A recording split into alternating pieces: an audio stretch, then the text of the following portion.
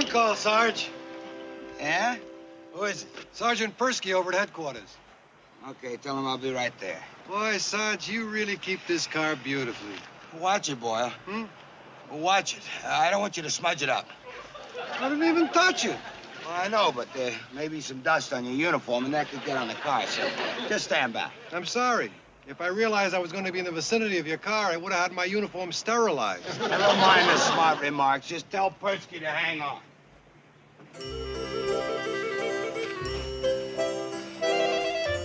I've got a ribbon if you want to wrap it as a gift.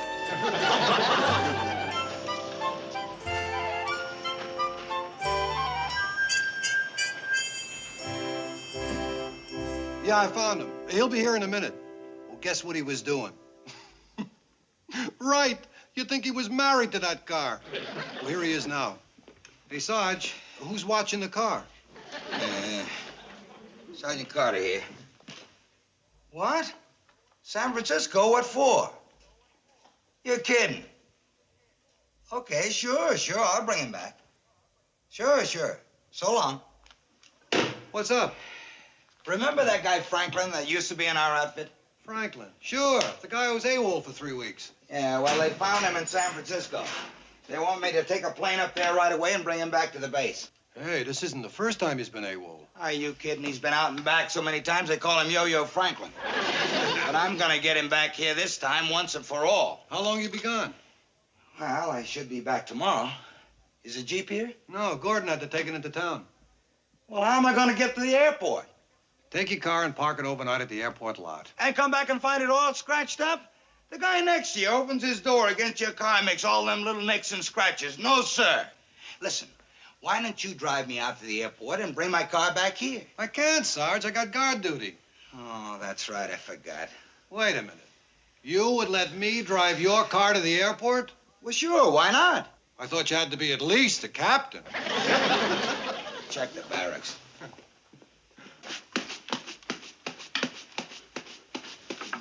Boy, you really go all out when you do something, huh, Gomer? Take care of your things, and your things will take care of you. Keep thy shop, and thy shop will keep thee. You know who used to say that? Benjamin Franklin? No, Grandma Pyle. Did Benjamin Franklin say it too? Yeah. All right, you people, I need a volunteer. Slater, you're it. You have to drive me to the airport right now. I can't, Sarge. I don't have a driver's license. Huh? Okay, Gillette, you just won the prize. You have to drive me to the airport in my car and then bring it right back here. You got a license? No, Sergeant. Hey, Frisbee, you got a driver's license? Sure I do. Okay, let's go. You'll drive me. Sure, Sarge. Be glad to. What happened to your head? Oh, nothing. I was just driving a Jeep yesterday when this guy in front of me stopped short, so I plowed into him. Forget it. You're not driving my car.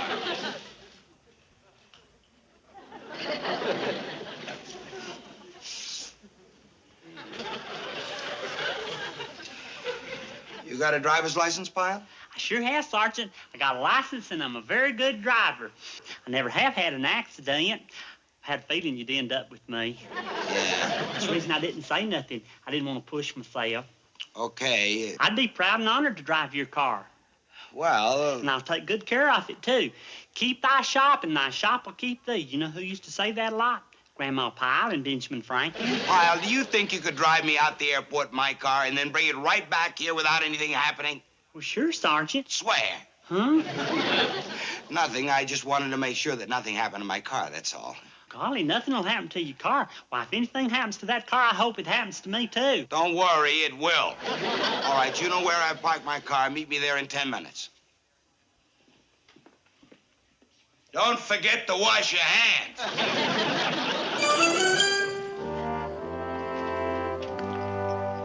Golly. Looks just like a brand new car, Sergeant. You sure do keep it shiny. Don't touch it, Pyle. I didn't mean to scare you. It's a thing with me. Fingerprints drive me crazy. Now get in. I want to make sure you can drive it.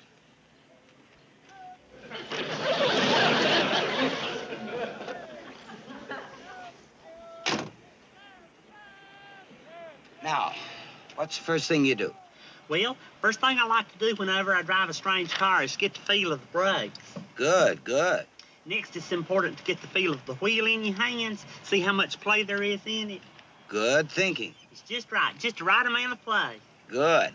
Now remember, these are the lights. That's the windshield wiper. That's a cigarette lighter. If you don't mind, Pyle, I'd rather you didn't smoke in the car. Oh, you don't have to worry about that, Sergeant. I don't smoke. Yeah, well, if you take it up, don't do it in the car. That's a directional indicator. That's the handbrake. But honest, Sergeant, I know all that. Well, it never hurts to go over these things. Now, are you sure you can handle it? Absolutely, positively. Okay. Now move over. I'll drive.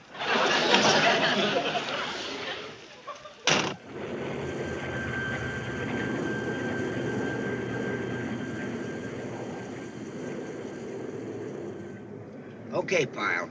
There should only be 14 8/10 more miles on the car when I get back, because that's the distance from here to the base and back.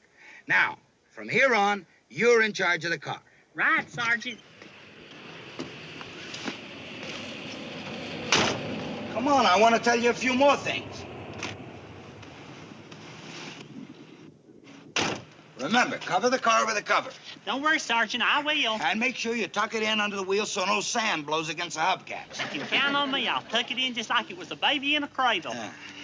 And remember, Pyle, no speeding. 20, 25 miles an hour is enough for anybody. I'll be careful. And don't turn on the heater. It may make you sleepy. I won't, Sergeant. Let's see. Did I forget anything? I don't think so. Let's see. Don't turn on the radio. Don't turn on the heater. Don't go over 25 miles an hour. Don't open the vents or the windows. Don't jam on the brakes. Don't smoke in the car. Don't forget to signal. Don't drive one-handed. Don't race the motor. Right. Have a nice ride back. Okay, Sergeant. You have a nice trip. And remember, Pyle, I'll be back this time tomorrow. I want to see that car the same way as I left it, right there where I left it. Don't worry, Sergeant. I'll take care of it just like it's my very own.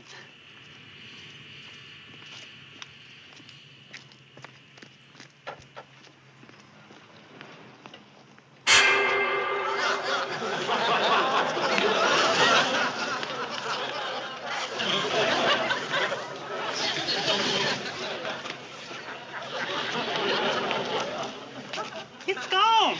Sergeant Carter's car is gone. All right, now let's have all the details. Stolen car. See, I was parked out at the airport. Hold it. First, a few other things. Name? Pyle. Gomer Pyle. All right, Pyle. When did you first discover your car was missing?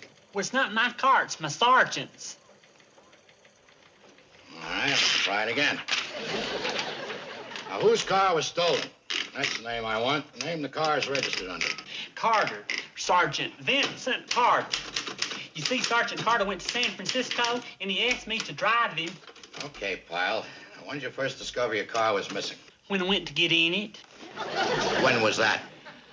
Oh, I'd say it was just about, well, it couldn't have been too long. I'd say it was just a short time ago. Pyle, I can't type all that in this little space. Now, just give me a time. How long ago was it? Oh, I'd say about 10 minutes ago. Maybe 20. 30 tops. Look, Pyle, this isn't a multiple choice exam. Just stick with one answer. I'm sorry, I'm just so nervous. Golly, do you think you'll find it? Probably have a better chance if we know what kind of car it was. Now, what kind was it? It's a Dodge. What year? 1961, but it looks brand new. He keeps his car in real tip-top shape. What color? Well, I guess you'd call it a two-tone. It's white on the top and red on the bottom. Or was it red on the top and white on the bottom? No, it was white on the top and red on the bottom.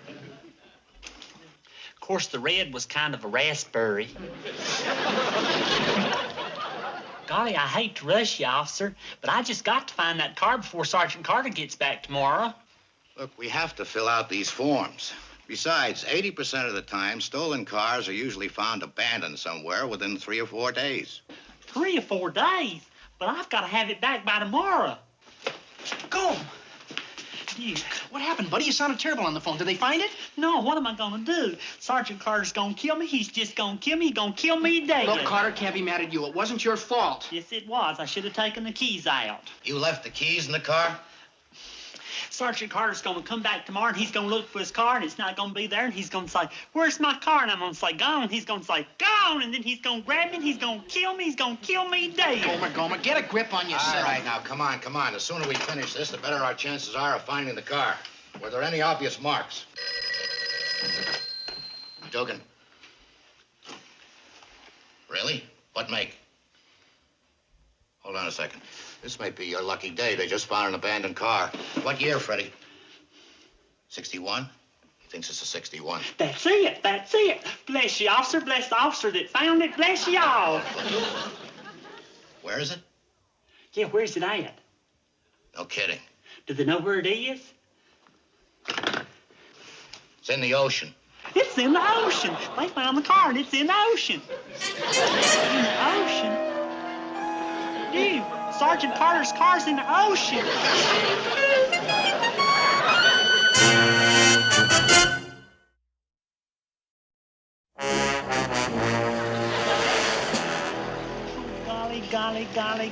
Golly. Ah, look, Pyle, maybe this isn't your sergeant's car. Why don't you wait before you panic? Duke, Sergeant Carter's car's down there in that water, and he's gonna come back and he said, why is my car so wet? And I'm gonna say, on account of they found it in the ocean, and then he's gonna kill me. He's gonna kill me dead. Look, Gomer, relax, will you? Relax, I can't relax. Well, you got to. My fingers are going numb. I'm sorry, Duke, but what am I gonna do with that Sergeant Carter's car down there? Well, first you get a great big blotter. That ain't funny, Duke. It just ain't funny. I'm sorry. Any second now. Here it comes. I can't look. Oh, please don't be the sergeant's car. Please. Look, Gomer, it's not your fault. It could happen to anybody. Besides, it's just as much his fault for leaving the keys in the car. Did you ever think about that? No, I didn't. Well, think about it. Why didn't he take the keys out? You remind him of that when he gets back.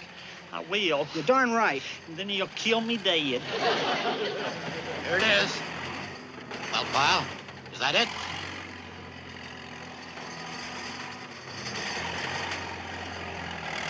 That's a station wagon. See that, Duke? That ain't the sergeant's car. Yeah, you're right. Oh, thank you.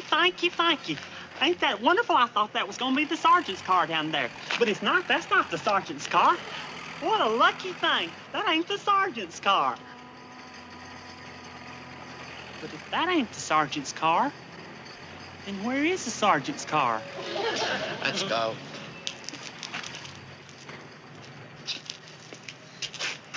Gee, is there any other place we could go and look? Well, we'd just be running around in circles. The only thing to do is wait and sit tight.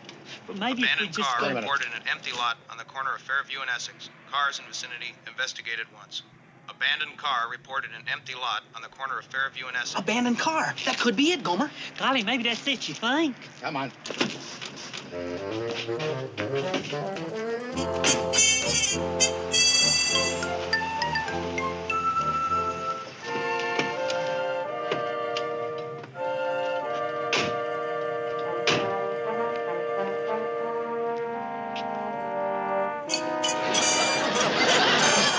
Well, is that Sergeant Carter's car, or isn't it? Could have been repainted, you know. No, that isn't it. Or wasn't it.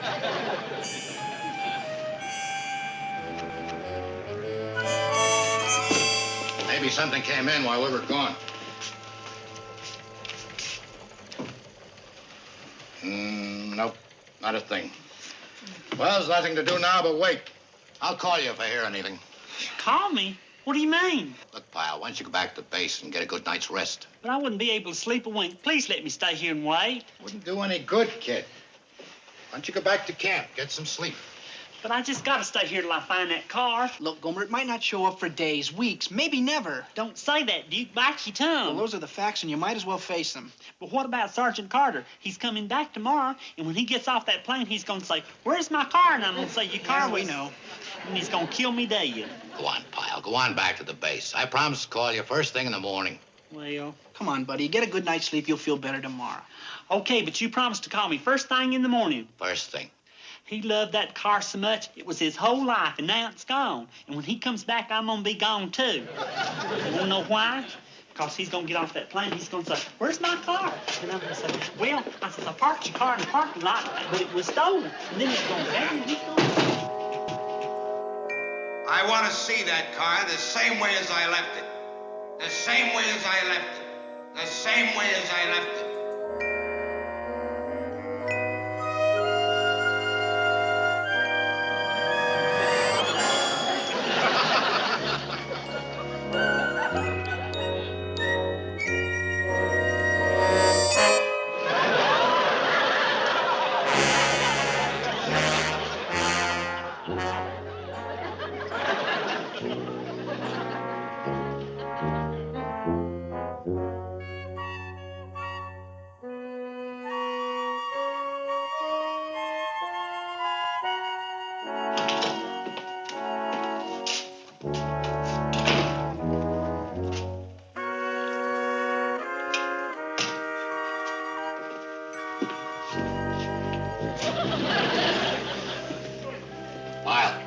Pyle, hey. Did you find the car? Wake up, Pyle. Officer Doogie. I'm sorry, but I just couldn't sleep back at the base. Want some coffee? No, thank you. Is there anything new? I just got in. Let's take a look.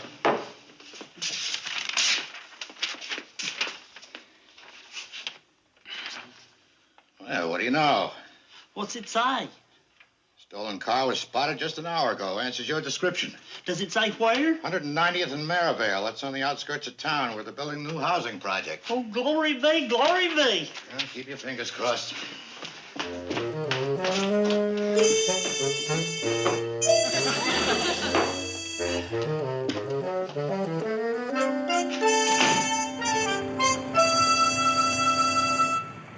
Guess that's it over there. I don't believe it. I just don't believe it. This is it. This is the car. This is Sergeant Carter's car. Hallelujah. And it's perfect. It's just perfect. I can't believe it. You're a lucky man, Pyle. And all because of you. Thank you, thank you, thank you. Duke, I gotta call Duke. Phone booth over there.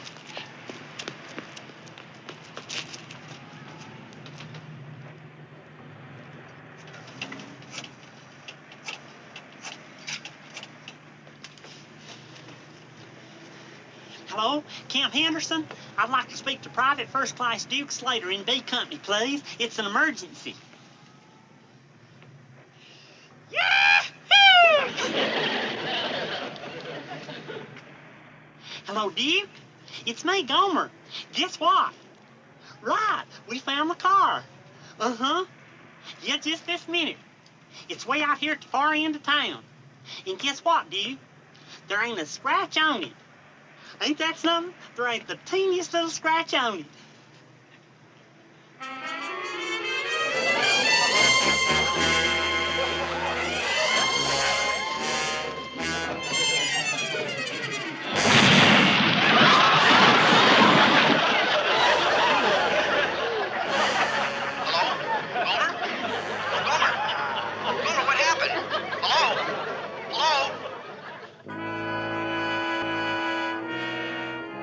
It's terrible, just terrible, and it's stupid.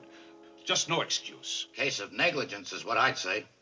Do you have anything to add to what the officer said, son? He's been that way ever since it happened. That's why I came here, Mr. Gibbons. Is there anything you can do? Well, it shouldn't be too big of a problem. I'll just turn it over to my insurance company. I'm certain that after 30 or 60 days, they'll be able to satisfy the claim. What's the matter? You see, his sergeant is coming back today. He had the car all ready to return to him. If it hadn't been for the fact that one of your men left that crane unsecured. So, that's how it is with the lad. Mr. Gibbons, you were in the service once, I'm sure. Can you imagine being in a spot like that with your sergeant? Yes. Yes. Come on.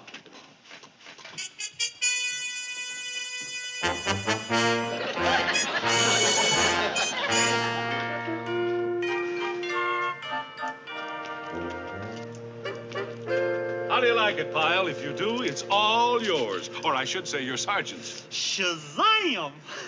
I never heard Shazam before, but I think it means he likes it. I've made a lot of fast purchases before, but this one beats them all. What time does your sergeant due in? Oh, golly, I just about got time to make it out to the airport. Well, then get going. I can't thank you enough, Mr. Gibbons. And you too, Officer Doogie. Better hurry, pal. Almost forgot you got the keys. They're in your hand. Oh.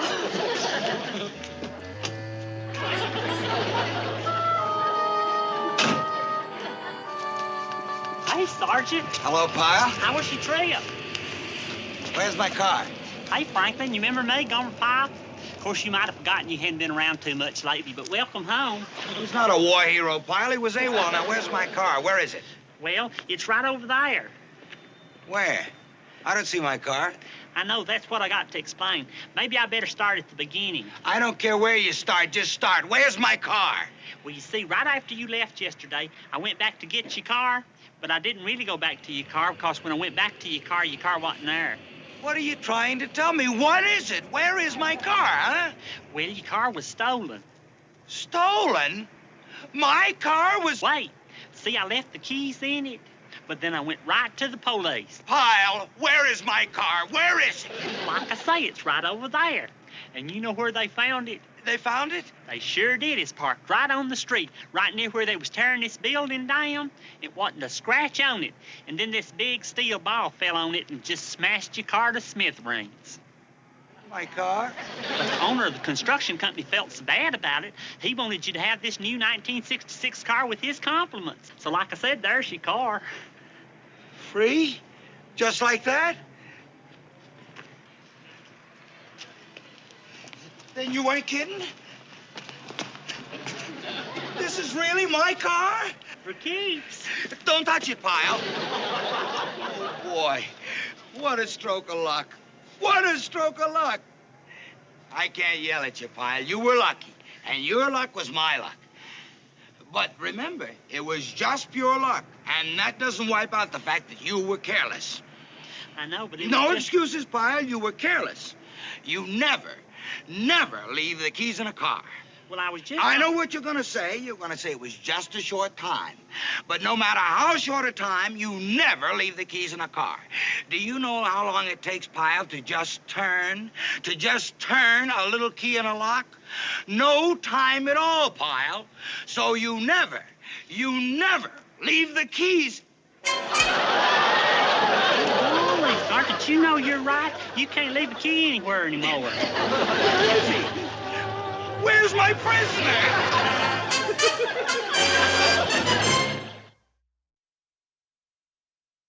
Don't forget, Pyle, I'll catch the next plane out, so tell Boyle to take over for me. I may not be back till late tomorrow or the next day.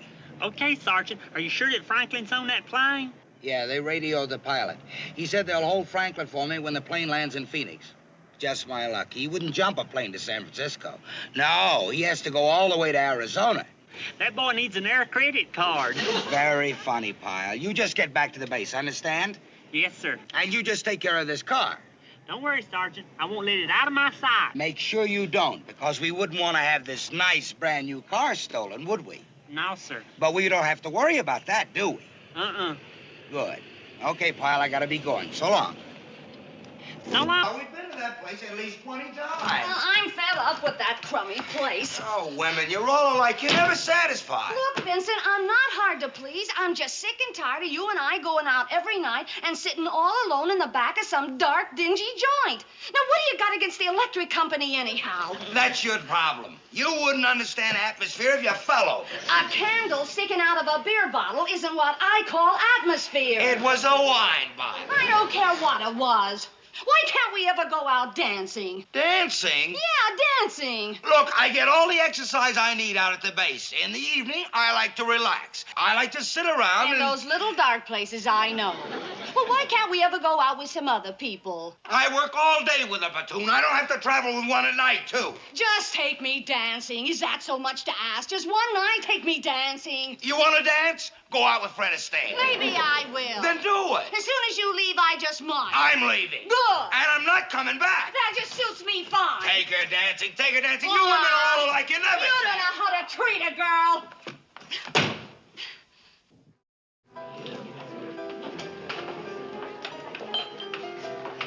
Frankie, there's just one thing about that movie that I didn't understand. What? Well, you remember when the good guy went to jail posing as the bad guy so he could get information from the real bad guy as to where he hid the money? Yeah, so? Well, how did the bad guy, the real bad guy, know that the good guy wasn't really a bad guy, but was only acting like he was a bad guy when he was really a good guy? Don't you remember the guy who was in the cell with the bad guy? Do you mean the real bad guy or the bad guy that was really a good guy? No, in the cell with the real bad guy. That guy was a bad guy, too. And he knew the good guy because the good guy was the one who sent him up. So he told the other bad guy about it. Oh, so if the bad guy hadn't have known the good guy, then the other bad guy wouldn't have known that the good guy wasn't really the bad guy, right? Look, Gomer, why don't you wait till next year? By that time, it'll be on television. You can watch it again. No, I think I understand. If the bad guy... Hey, look over there.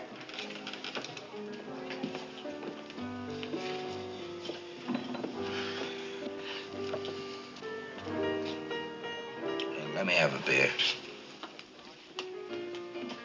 Don't, Gomer. It sure doesn't look like the Sarge wants any company. Well, he hadn't seen us yet, Frankie.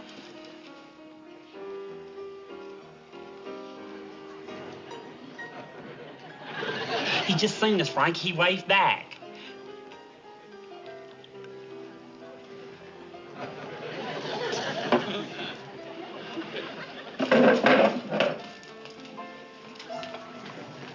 Hey, Sergeant. We seen you when you come in. Oh, hi, fellas. Come on, sit down, sit down. Well, boys, where you been? Nowhere much. We just been to the movies. Good. It's good for you to get away from the daily routine and relax. You deserve it. You work hard.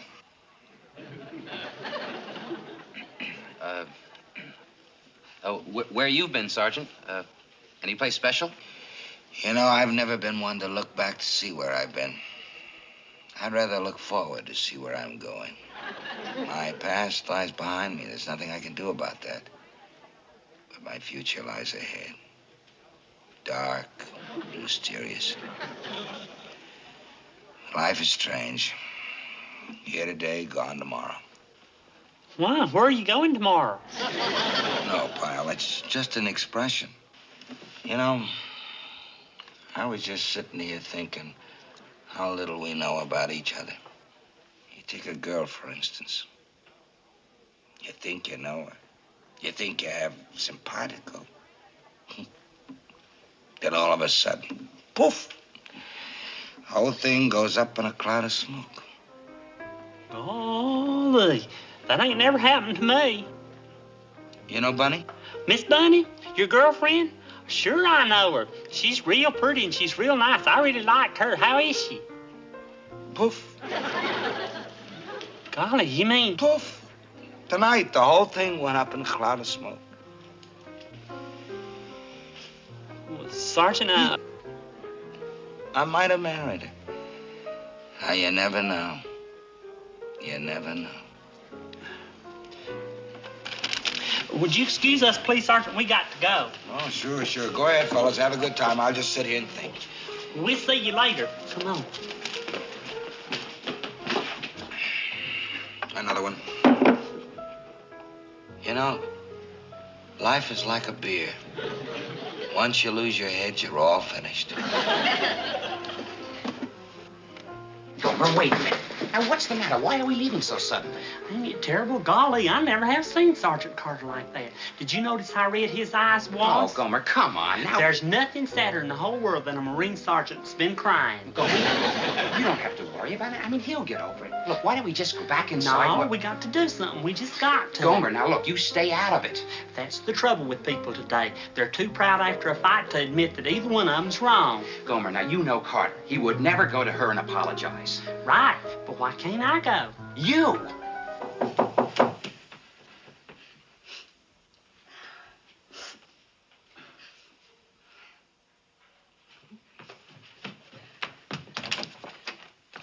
Hey, Miss Bunny.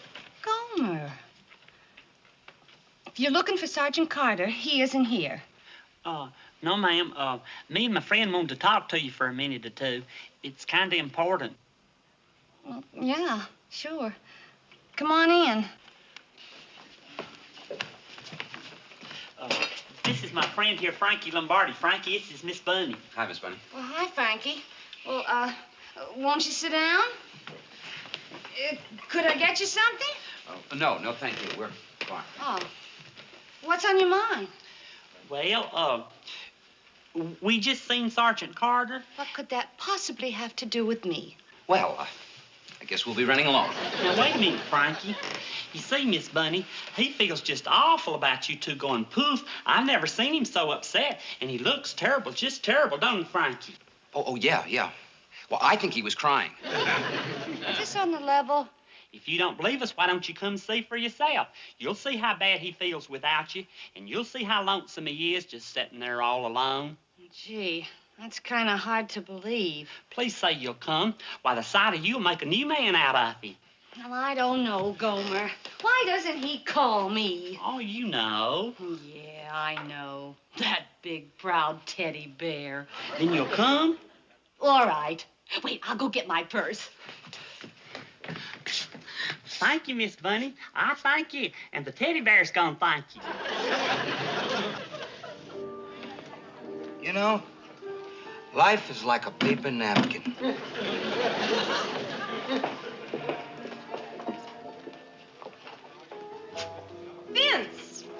Vince Carter! Vince! Toby Eigler! Not anymore. Toby Comstock. This is my husband, Bill. Bill, this is Vince Carter, an old flame of mine. Hi, Bill. Very nice to meet you. You sure broke a lot of hearts when you took her off the market.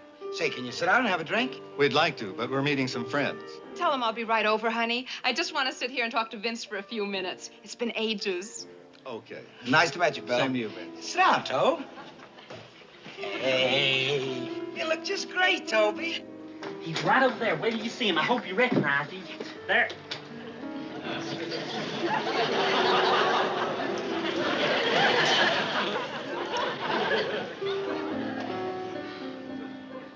Thanks a lot, fellas. I'm sure glad you talked me into this. Now I can go home and read a book. Now will you keep your nose out of other people's business? Look what you've done now. Maybe I should have done it the other way around. Why don't we talk to Sergeant Carter? We? Now, wait a minute, Gomer. Count me out. I sure wish you'd come along, Frankie. It's a kindly, charitable act that I think it'd make you proud. Oh,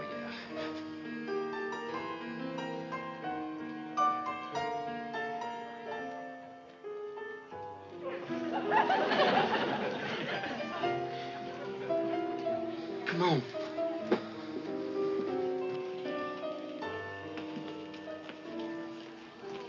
Hi, fellas. Where you been? Well, we went out, and, guess who we seen? Miss Bunny. No kidding. You saw Bunny? Mm-hmm. Where? She was, coming out of her apartment. Right, Frankie? Yeah, that's right. That's where it was. Her apartment. That's where we saw her coming out of. Her apartment. Yep, that was it. I wonder where she was going. Last thing I heard her say was she was going to stay home and read a book. Isn't that what she said, Frankie? Yeah, that was it. I heard her. She said she was going to go home and read a book. Wait a minute. You saw her coming out of her apartment and she said she was going to go home and read a book? Maybe she had to go out and buy one. Yeah, like to the drugstore to buy one of those, paperbacks. I think I might have heard her say she was going to go home and read a paperback. You're kidding. She's too popular to sit home carrying a torch for me. Hey,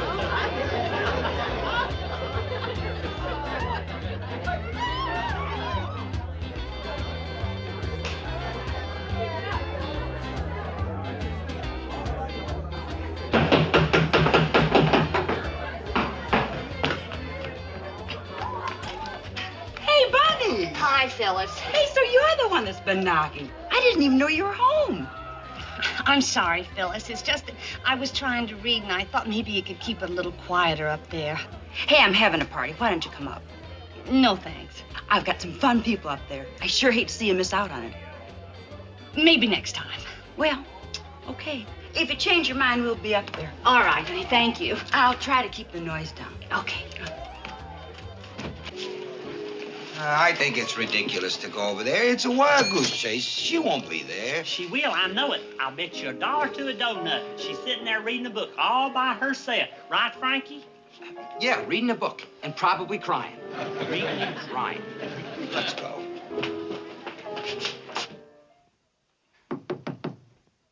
Come in. You won't come to the party, so we're going to bring the party to you. Come on,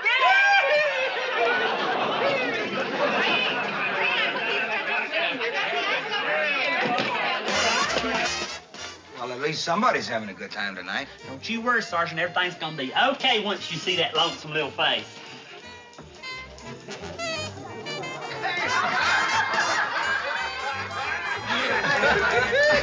Hey, here comes 3 more. And I better get some more soda, too.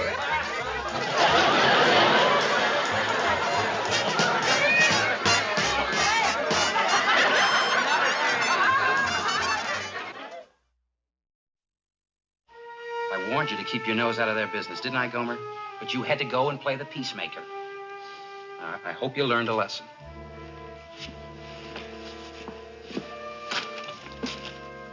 I know. Suppose I went to Miss Bunny and told her that I... For Pete's sakes, Gomer, now stay out of it. If you'd let them alone in the first place, they'd probably be together by now. I know, but if I No just... buts about it. Now, look, you want to help Sergeant Carter? Stay out of his life. I suppose you're right. Quick, put some elbow grease into it. Here comes Sergeant Carter.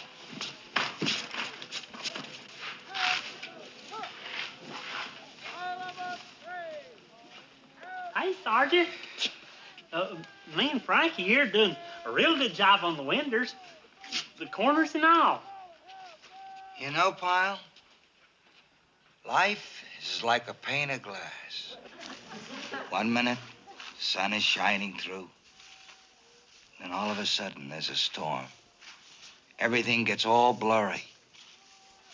And if the pressure gets to be too much, it cracks.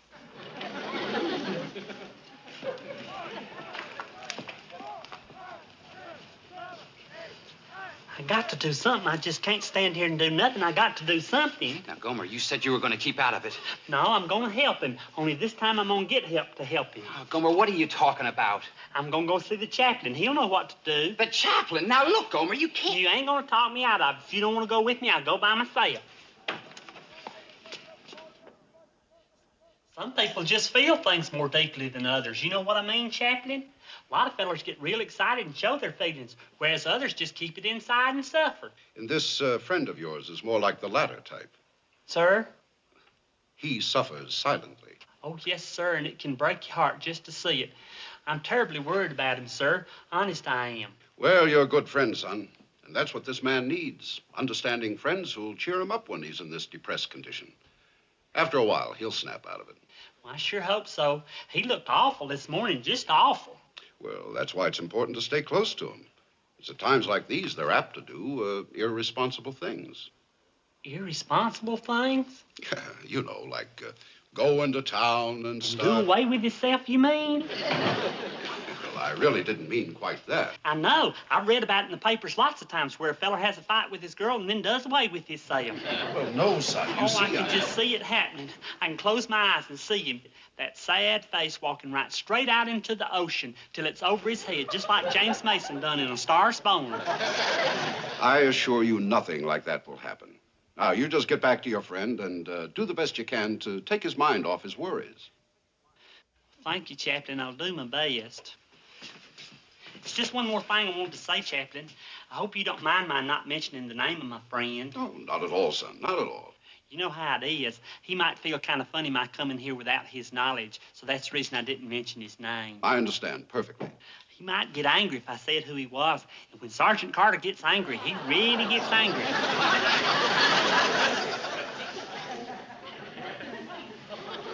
Kind of slipped out. Forget it. I won't breathe it to a soul. Oh, thank you, Chaplain. Thank you. Now, you get back to your friend and see what you can do to lift his spirits. Yes, sir.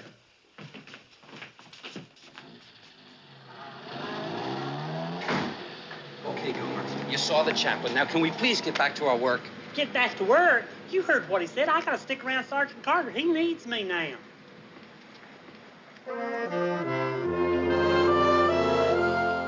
Vince, you look awful. If I were you, I'd take it easy in town tonight. It's just what I'm gonna do. I mean, from the way your eyes look with those circles on them. I know how I look. And you want to know why?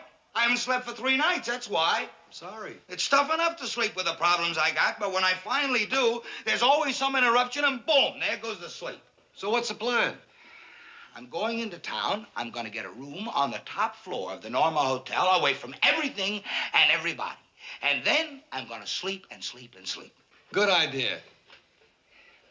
That business about Bunny really threw you, huh? Well, what had to be, had to be. But now I'm going to get a grip on myself, and a good night's sleep will help out. Well, is it quiet at the Norma? Sure, no interruptions. And even if it isn't. What's that? Earplugs. Really shuts out the noise. Good deal. You know, Boyle, life is like a locker. How's that? I'll see you, Boyle. Take it easy, Sarge.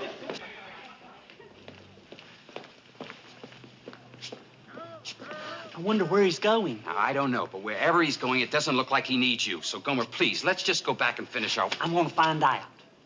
Oh. Hey, Corporal. What's the matter? You guys got nothing to do? Well, we was looking for Sergeant Carter. Sergeant Carter's gone. He won't be back today. Well, do you know where he went? He went to town, okay? Do you know if he had a date, Corporal? What are you, a cop? No, he didn't have a date. The reason he went to town was to get away from everybody. Satisfied? Well, do you know where we could find him in town? Look, Pyle, he didn't want to be disturbed. He went to the Hotel Norma, and all he wants to do is sleep. Sleep? That's right. He took a room at the hotel so he could sleep and sleep and sleep. That's what he told me. Now get out of here and stop asking so many questions. Did you hear that, Frankie? All he wants to do is sleep and sleep and sleep and in a hotel room. Yeah. We gotta do something quick.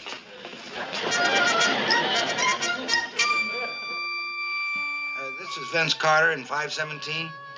Until you hear different from me, I don't want to be disturbed at all. I'm going to be sleeping, so no calls, nothing. Thank you.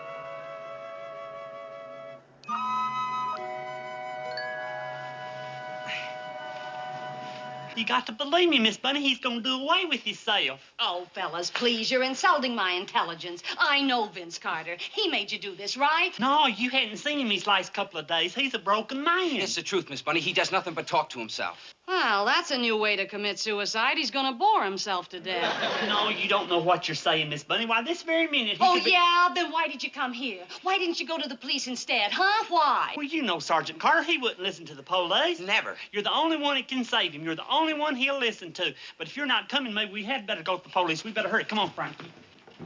Wait a minute, boys. Wait a minute. I'm coming with you.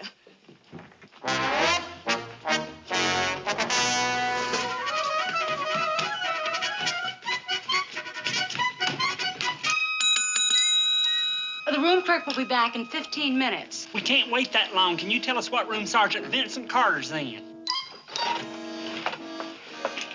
Oh, Vincent Carter. He just checked in, room 517. Oh, but you can't go up there. He doesn't want to be disturbed. He went to sleep. At 6 o'clock in the evening? It's too late. We came too late. No, it can't be. Come on. Here it is. 517. Oh, please don't let us be too late. Please don't, please. Do something. Knock on the door.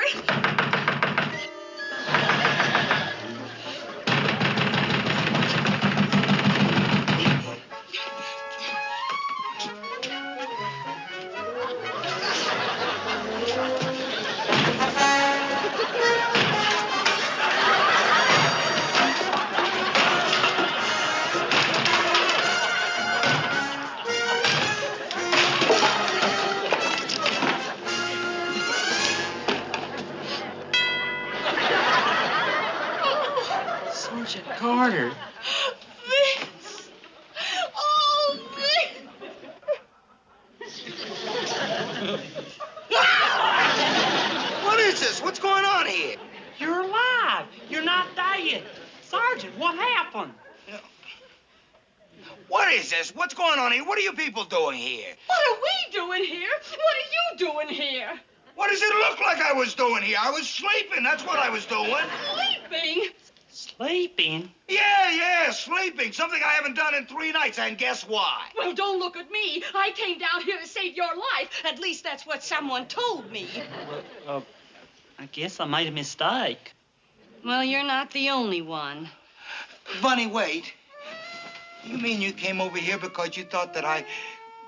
Well, the way they made it sound... And you came racing over here because you was afraid... Well, of course I came racing over. Naturally, I came racing over. Oh, Bunny. I feel like a sap for the way I acted towards you. I really do. Well, how do you think I feel?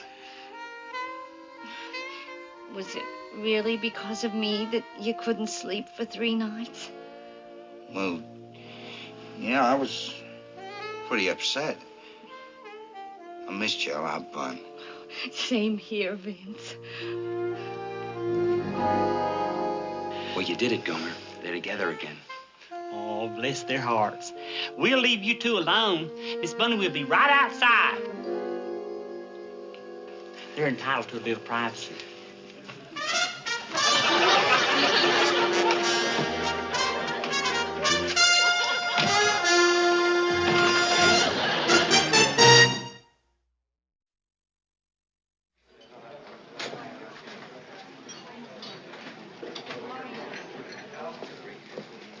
Hey, Frankie, see him? It's just like watching a movie with a happy ending.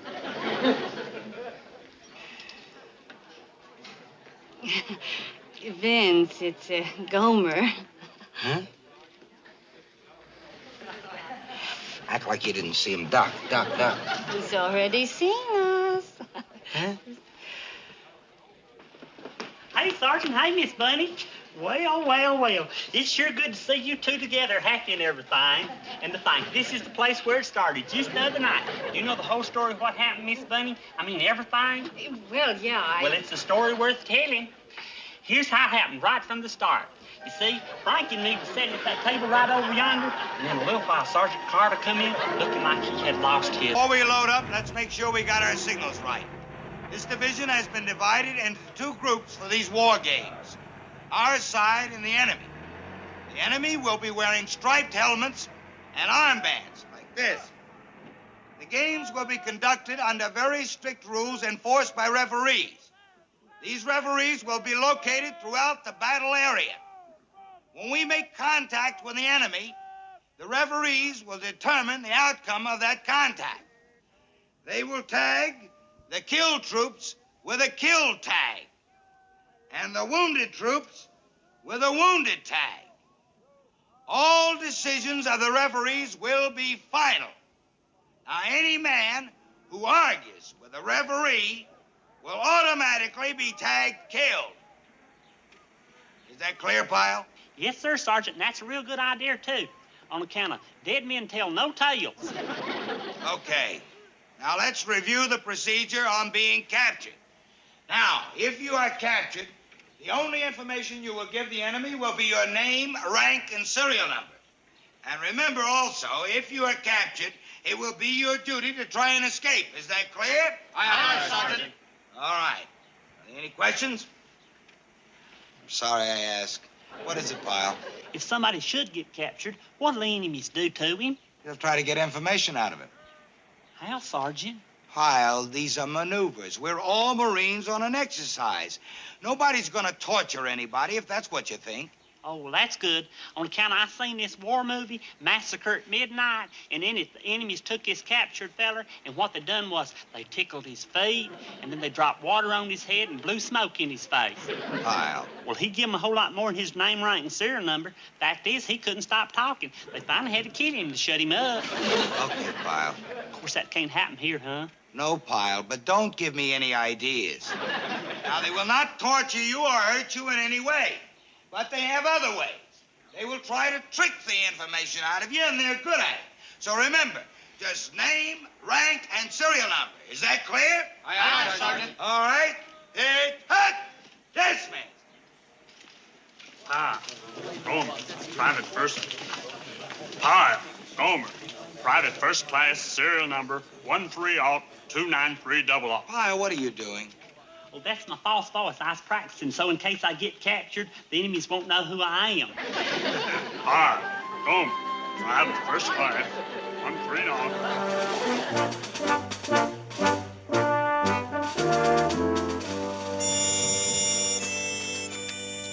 There's our objective, Sergeant. The railroad crossing? Right. Anything wrong? Well, no, sir, but that's pretty deep in enemy territory. It seems like it'd be easier to hit their ammunition dump. That's what they expect us to hit. If we surprise them and attack the crossing, we'll cut off their supply line. How many troops do they have at the crossing? We don't know. We're not sure. I want you to take your second squad and find out. Yes, sir. And one thing, Carter. Whatever you do, don't let the enemy see you. If they suspect we're after the crossing, it'll ruin the mission. You can count on me, sir. I'll take a patrol out right away. I'm depending on your second squad, Carter. Right, sir. If this mission fouls up, I'm holding you personally responsible. Yes, sir.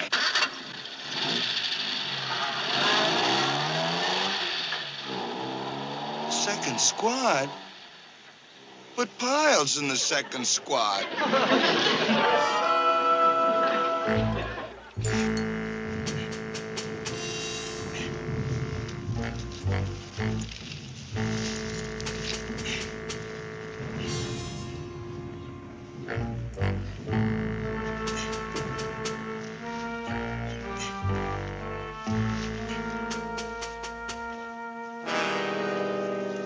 Stick 'em up now. You're captured, so get your hands up. Hey, Sergeant. Pyle! I thought you was the enemy. Get on, you knucklehead, down. Guess I was a little too anxious. No, you were a lot too anxious. There's an enemy patrol at the crossing. They spotted us. Oh, no. We gotta get out of here. And guess whose fault it is? Let's go, move. Congratulations, Carter. You really blew it. You see, sir, one of my men got a little over anxious, and what You happened... put one of your men in charge? Well, no, sir, I was in charge. Then you blew it. Yes, sir, I blew it. You can bet there'll be more than a patrol waiting at that crossing tomorrow. Maybe there won't, Sergeant. I'm giving you a chance to redeem yourself. Thank you, sir. At ease, Carter. The enemy thought for sure we were going after the ammo dump. They couldn't spare the men to guard the crossing. Yes, sir. But how do we get him to think that? With a decoy, Carter. We let them capture one of our men, and he accidentally lets it slip. We're going after the ammo dump. I can do even better, sir. I've got a man who would accidentally let it slip because he would believe it. You have a decoy? A real wooden duck. Congratulations, Pyle. You really blew it. I'm sorry as I can be, Sergeant, but I thought... Didn't I order you not to make any noise? Yes, Sergeant. Then you blew it. Yes, Sergeant, I blew it. You ruined the plan, and you got me chewed out by the lieutenant. I feel terrible, Sergeant, just terrible. That's good. At ease. I'd give you another assignment and let you redeem yourself, but you'd goof that one up, too. Oh, Sergeant, please let me do it. No, Pyle. I could never depend on you. Oh, Sergeant, you just got to. I done it wrong, so you got to try to let me make it right. Please, Sergeant. Well, okay, just this once. Oh, thank you, Sergeant. You don't know what this means to me. What I have to do, you just name it and I'll do it. This will give me a chance to... Will you knock it off and listen? Okay. Now, we changed the plan. The enemy thinks we're going to hit the railroad crossing, so we're going to fool him. We're going to hit the ammunition dump, so we need one man to scout it. I'll do it, and don't you worry, Sergeant. I'm a real good sneaker. When do I leave? Right now. Okay, and when I come back, I'll give you my hooty hoot. Good. Hooty hoot? You know, hooty hoot, hooty hoot. Like an owl. That way you won't think it's an enemy trying to sneak up on you. Oh, yeah. Good thinking. Now go. Sergeant, which way is the ammunition dump? That way. You were going right. Just keep walking. You can't miss it. Right, Sergeant. Don't forget. Hooty hoot, hooty hoot. I won't forget. Hey, Sarge, where's Gomer going? Scout the ammunition dump. Well, the ammo dump's over there. He's headed straight for the enemy camp. How about that? That decoy should have been captured an hour ago. So next step, we hit the rail crossing. Now, first squad, you take the point. Second squad, I want you to... Wait a minute. Get on, you guys.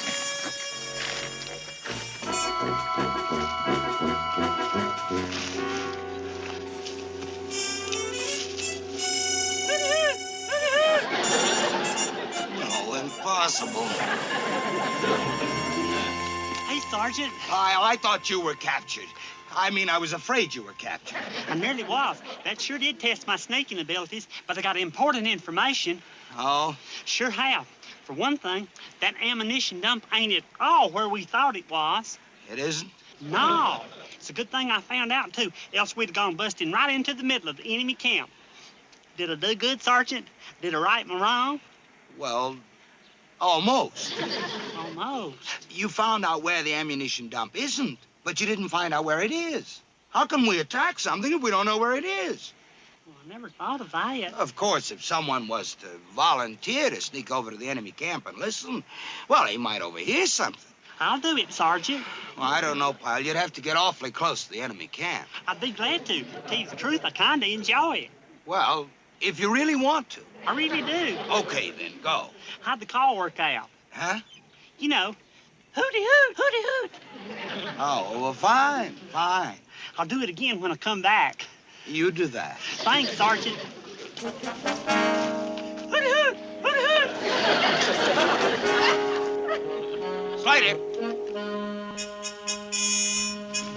Yes, Sergeant. Follow Pyle. What? You heard me. And don't come back until you see he's captured. Sarge. This time I want to make sure he's caught, so go. And when you get close enough to the enemy, make some noise so they can spot him. But, Sarge... Go, go, go!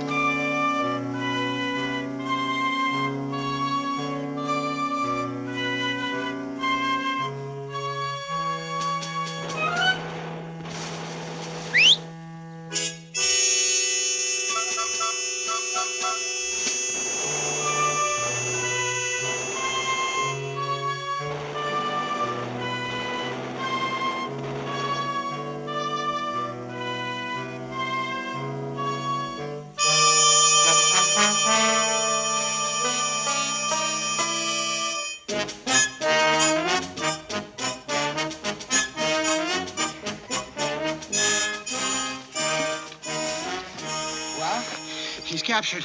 Are you sure? Positive. I saw 2 enemy troops grab him. Good. Well, let's see. At the most, it should take 30 minutes to break him down. So that'll move our mission back about 1/2 hour. Sarge, can I sack out? I just double-timed 3 miles. Yeah, nice work, Slater. Thanks, Sarge. Hey, Sarge! Sarge! Hey, Sarge! Hey, Sarge! Look what we got. Caught him a couple miles down the road. Good work, Lombardi. Real good. An enemy truck, too. Get out of there. Come on, move, move, move.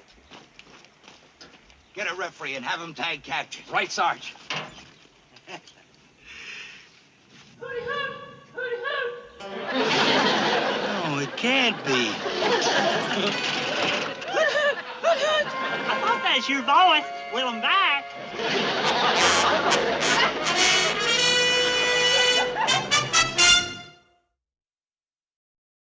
Pyle, what are you doing in that can?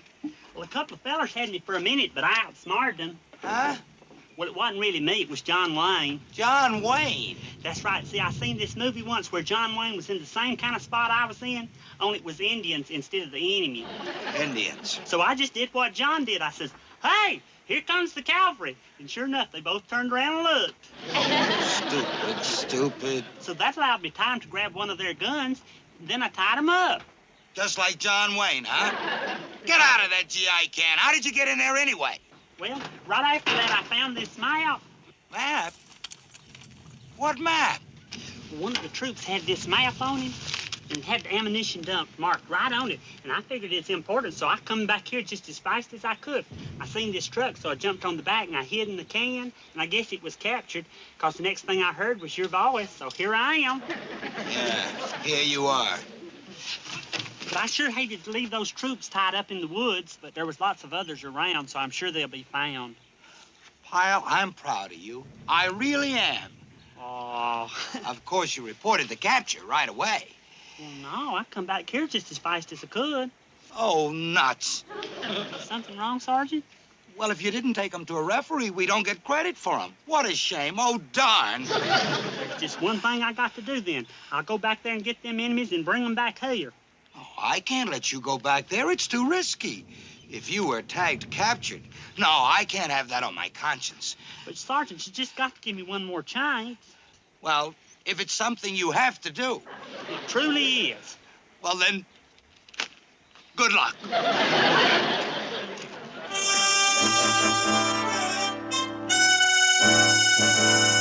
Slater! Oh, Sarge. Follow Pyle. And this time, make sure he stays captured.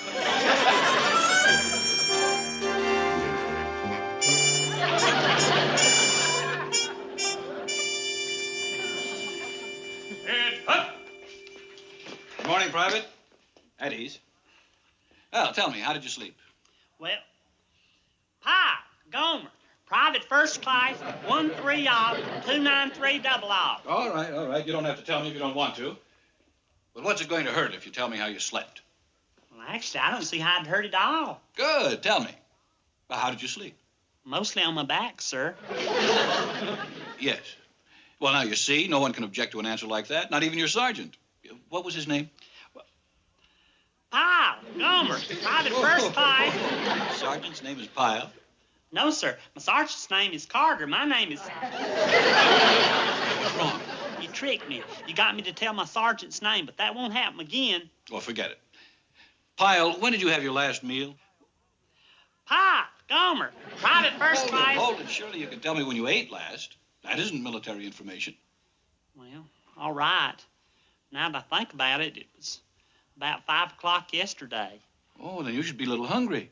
Well, I do feel a mite holler. Good. Guard.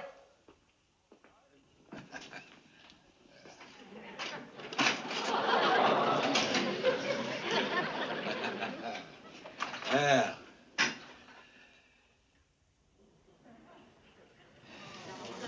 Hungry? Yes, sir. How long did you say it's been since you've eaten? Yesterday, about 5 o'clock. Oh, you must be starved. Well, I am sort of starting to get the growls. Oh, that's too bad. Of course, we can't hurt you, you know. That wouldn't be right. But then again, no one says we have to feed you. The don't? No. But we will feed you. All this is yours. It is? Sure. If I get what I want. Information. Who's to know?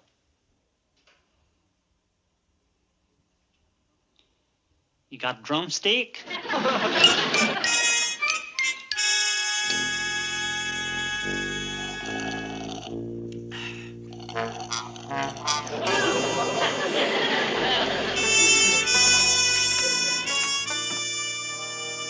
You've got company, Pyle. You, what are you doing here? Well, Sergeant Carter got worried, so he sent me along to find out what happened to you. And I got captured. Well, I sure am sorry, but since you're here, you might as well make yourself at home. You want a bottle of pop or a candy bar? It's all I got left. Where did you get all that? It's kind of a price for being all male. They bribed information out of you? They sure did. Oh, Gomer, that's terrible. You gave him information?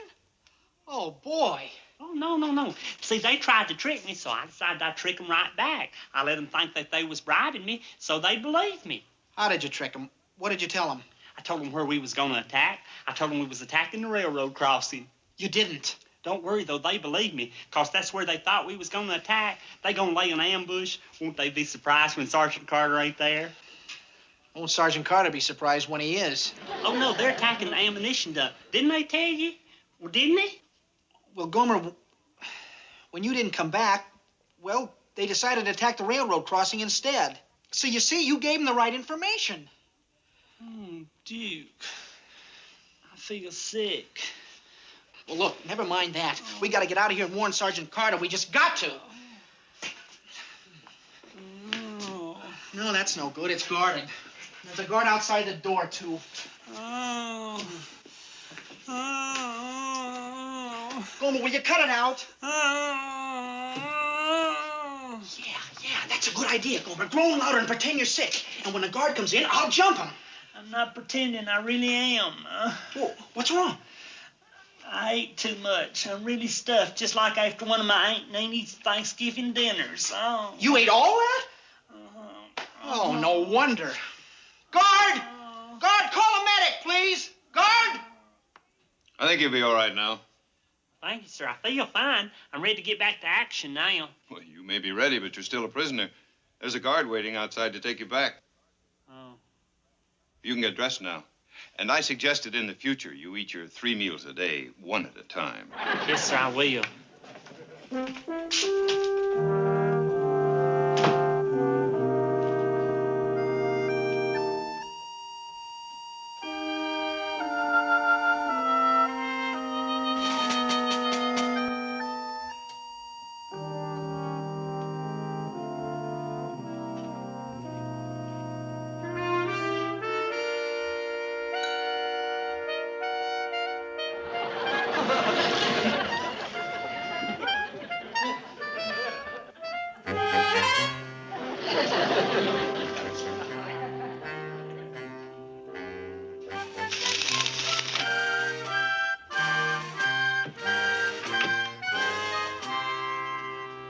Guard, the prisoner's ready now.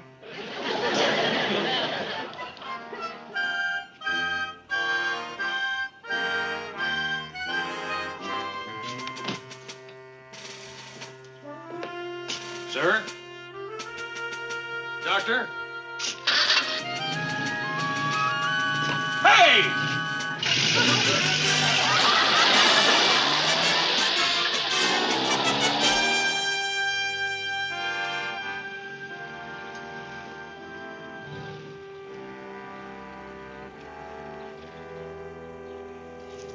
Who's that?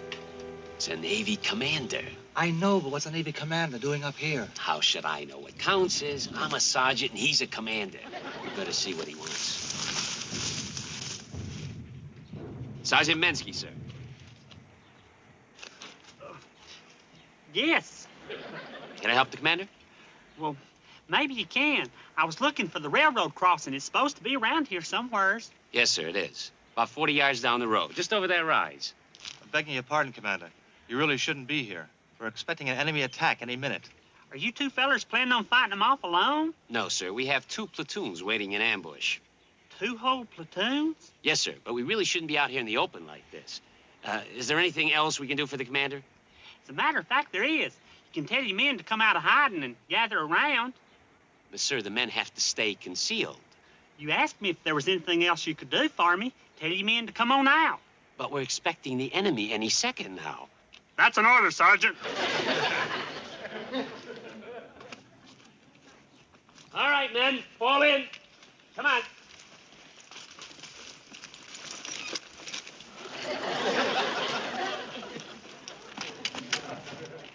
Can we make this brief, sir? The attack? I mean, is there anything more I can do? Well, as a matter of fact, there is. Kindly tell your men to stack their weapons in the back of the Jeep and surrender. Surrender? I hate to be deceitful, but all's fair in love and war, even if it is only war games. All right, you heard him. Load the weapons in the Jeep. We're captured.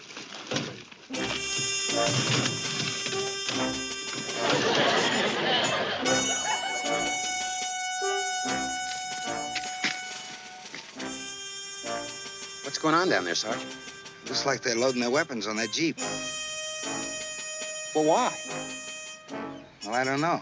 But as long as they don't have any weapons, that's the word. We're gonna sneak down and surround them.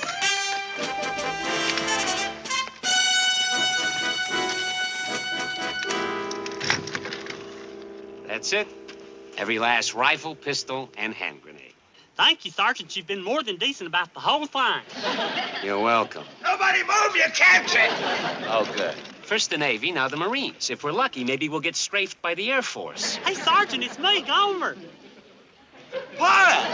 Pretty hurt. Pretty hurt. No, it can't be. It just can't be.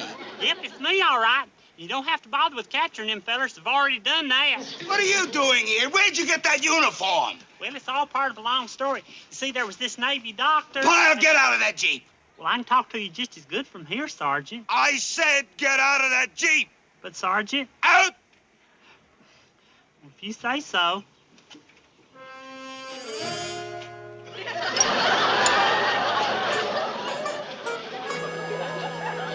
What? The Navy doctor was wearing a vest.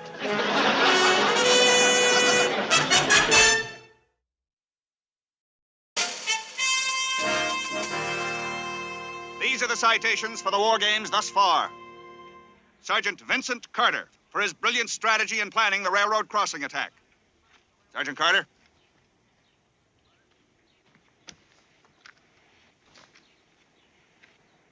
And for his successful escapes from the hands of the enemy and his ingenious espionage leading to the capture of 2 enemy platoons, a special citation to Private First Class Gomer Pyle.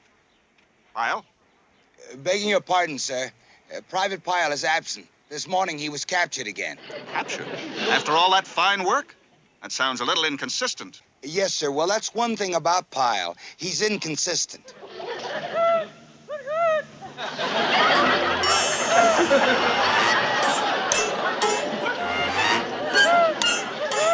Sergeant, what on earth is that? Hey, Sergeant, wait for me! That's Private Pyle, sir. I think the Colonel's in for a very interesting story. Sultan was a man of immense wealth and even immenser ego. Binghamton, now recovered, but even more desperate to reclaim his status, warned McHale. This is a feather in our cap, McHale. If you mess this up, I'll have you stationed in the Arctic. The meeting started poorly. As the Sultan stepped off the PT-73, one of McHale's crew, Happy, decided to offer a ceremonial greeting. Wowie, wow, wow, wow. Happy shouted, flapping his arms. Like a chicken. The Sultan froze. His daughters gasped. You dare debase the dignity of the princesses? The Sultan roared. Like a chicken? McHale stepped in quickly. Your Highness, please. In our country, the chicken is a sacred symbol of, fertility and speed. It is the highest honor. The Sultan narrowed his eyes. A sacred symbol? Very well. I accept this honor. But if I am insulted again, my country will withdraw from the alliance. The tension continued at a formal dinner. Binghamton, suspecting that one of the princesses was actually a crewman in disguise after seeing Virgil, sneaking around in a veil, decided to expose a fraud during a royal dance. This one, Binghamton shouted, lunging at a dancing figure. This is a phony Balinese bunny. You're under arrest. He ripped off the veil. It was the Sultan's youngest daughter. Captain, the Sultan screamed, your unpardonable behavior will be reported to the State Department. My daughters will dance for no one who calls them bunnies. The Sultan stormed out, leaving Binghamton holding a silk scarf and facing another round of reprimands from the Admiral. Chapter 5, Laughing Gas and Heroics. The feud between the headquarters and the 73 boat reached a boiling point when Binghamton called for a fitness board to review Ensign Parker's competency. It was common knowledge that Parker's competency was a fragile thing at best, and the board would surely result in his discharge. We got to do something, Skip, Gruber said, looking at a tank of nitrous oxide they had borrowed from the dental clinic. If we can just get the captain in a good mood, he'll cancel the hearing. The plan was simple. Use the laughing gas to jolly up old Leadbottom. The crew rigged the gas to the ventilation of Binghamton's office. As the gas filled the room, Binghamton's scowl began to melt. A giggle escaped his lips, then a chortle, then a full-blown hysterical laugh. Chucky-wucky. Binghamton squealed, hugging Ensign Parker. You torpedoed a garbage scowl. That's the funniest thing I've ever heard. Potato peels. Ha ha ha. He's high on the happy juice, Skip. Parker whispered. Send a message. Binghamton roared through tears of laughter. Cancel the board. Parker is a genius. A comedic genius. But the gas was too effective. Binghamton wandered out onto the base, laughing at the palm trees, laughing at the Admiral's jeep, and eventually laughing at an incoming Japanese air raid. Look at the pretty planes. Binghamton giggled as bombs began to fall. They looked like big dragonflies. In the chaos, Parker, still trying to prove his fitness, accidentally knocked over a machine gun mount. As he fell, he gripped the trigger. The gun roared to life, spraying the sky in a wild, uncoordinated arc. By some miracle of physics and pure luck, the bullets sliced through the engine of the lead Japanese bomber. The plane spiraled down into the lagoon. Admiral Shoemaker, who had arrived for the fitness board, watched in awe. Magnificent! That man stood laughing in the face of death. Parker isn't unfit. He's a hero. Binghamton was eventually subdued and put to bed, while Parker received a commendation for bravery under fire. Chapter 6, The Great Peril Heist. The final act of the Taratupa saga took place during a supply run to New Caledonia. Binghamton, still determined to trap McHale, entrusted the base payroll, $62,000, to Ensign Parker. "I'm putting the cheese in the trap," Binghamton told Carpenter.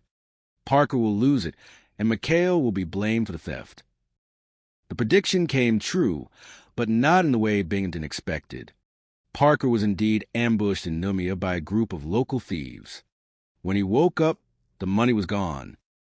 "The only thing I saw," Parker told the crew, "was a girl's ankle, and she had a birthmark, a little brown heart." "A girl with a heart on her ankle," McHale mused. "All right, boys, we're looking for a lady with a love-struck foot." What followed was a frantic search through the bars and bistros of New Caledonia. The crew of the 73 were seen lifting tablecloths and peeking under skirts with zeal that nearly got them arrested by the French authorities. Eventually, the trail led to a shady gambling casino, but before they could confront the thieves, Sidney, a semi-tame alligator that the crew had adopted and who had a penchant for peanut butter, showed up. Sidney had been wandering the alleys of Numia and had, through sheer reptilian instinct, snatched a canvas bag from a fleeing thief. He swam back to the PT, 73 with the $62,000 bag firmly in his jaws. "Sidney's at the dough," Gruber shouted. However, Sidney wasn't inclined to give it up. A tense standoff ensued in the middle of a courtroom where Parker was being tried for the loss of the money. "I demand a mistrial," Parker shouted. "The witness is an alligator." "Order," the judge roared. McHale led Sidney into the courtroom. "Sir, Exhibit A. The money was never stolen by us. It was retrieved by the Navy's most loyal mascot." Sidney hissed, opened his mouth, and dropped the bag at the Admiral's feet. But along with the money, a wallet fell out, a wallet belonging to Captain Binghamton. "Wait a minute," the Admiral said, picking up the wallet. "Binghamton, why is your ID inside a bag of marked payroll bills that you claim were stolen?" Binghamton turned white. I was just marking them to to protect them." "It looks like a frame-up to me," the Admiral declared. "Case dismissed. And Binghamton, you're paying for the alligator steak dinner." Epilogue. The war goes on. The sun set once again over Taratupa. The sinks were still clogged. The garter belts were still missing, and Captain Binghamton sat in his office, staring at a picture of a rear admiral's stripes that seemed further away than ever. In the distance, he could hear the sound of the PT-73's engines. He could hear the laughter of McHale's crew. And most of all, he could hear the faint, rhythmic flapping of arms and a voice shouting into the night. "Wowie, wow, wow, wow," like a chicken. Binghamton put his head in his hands. "Why me?" he whispered to the empty room. "Why is it always me?" Somewhere out on the lagoon, Sidney the alligator let out a satisfied grunt, dreaming of peanut butter and the next great heist. The end. The Pirates of Taratupa. A novel of comedy, chaos, and coastal patrols. By Gemini. Prologue. The Humidity of Hell. Teratupa was not an island. It was a slow cooker designed by a malevolent god specifically to torment the United States Navy. The air didn't just hang.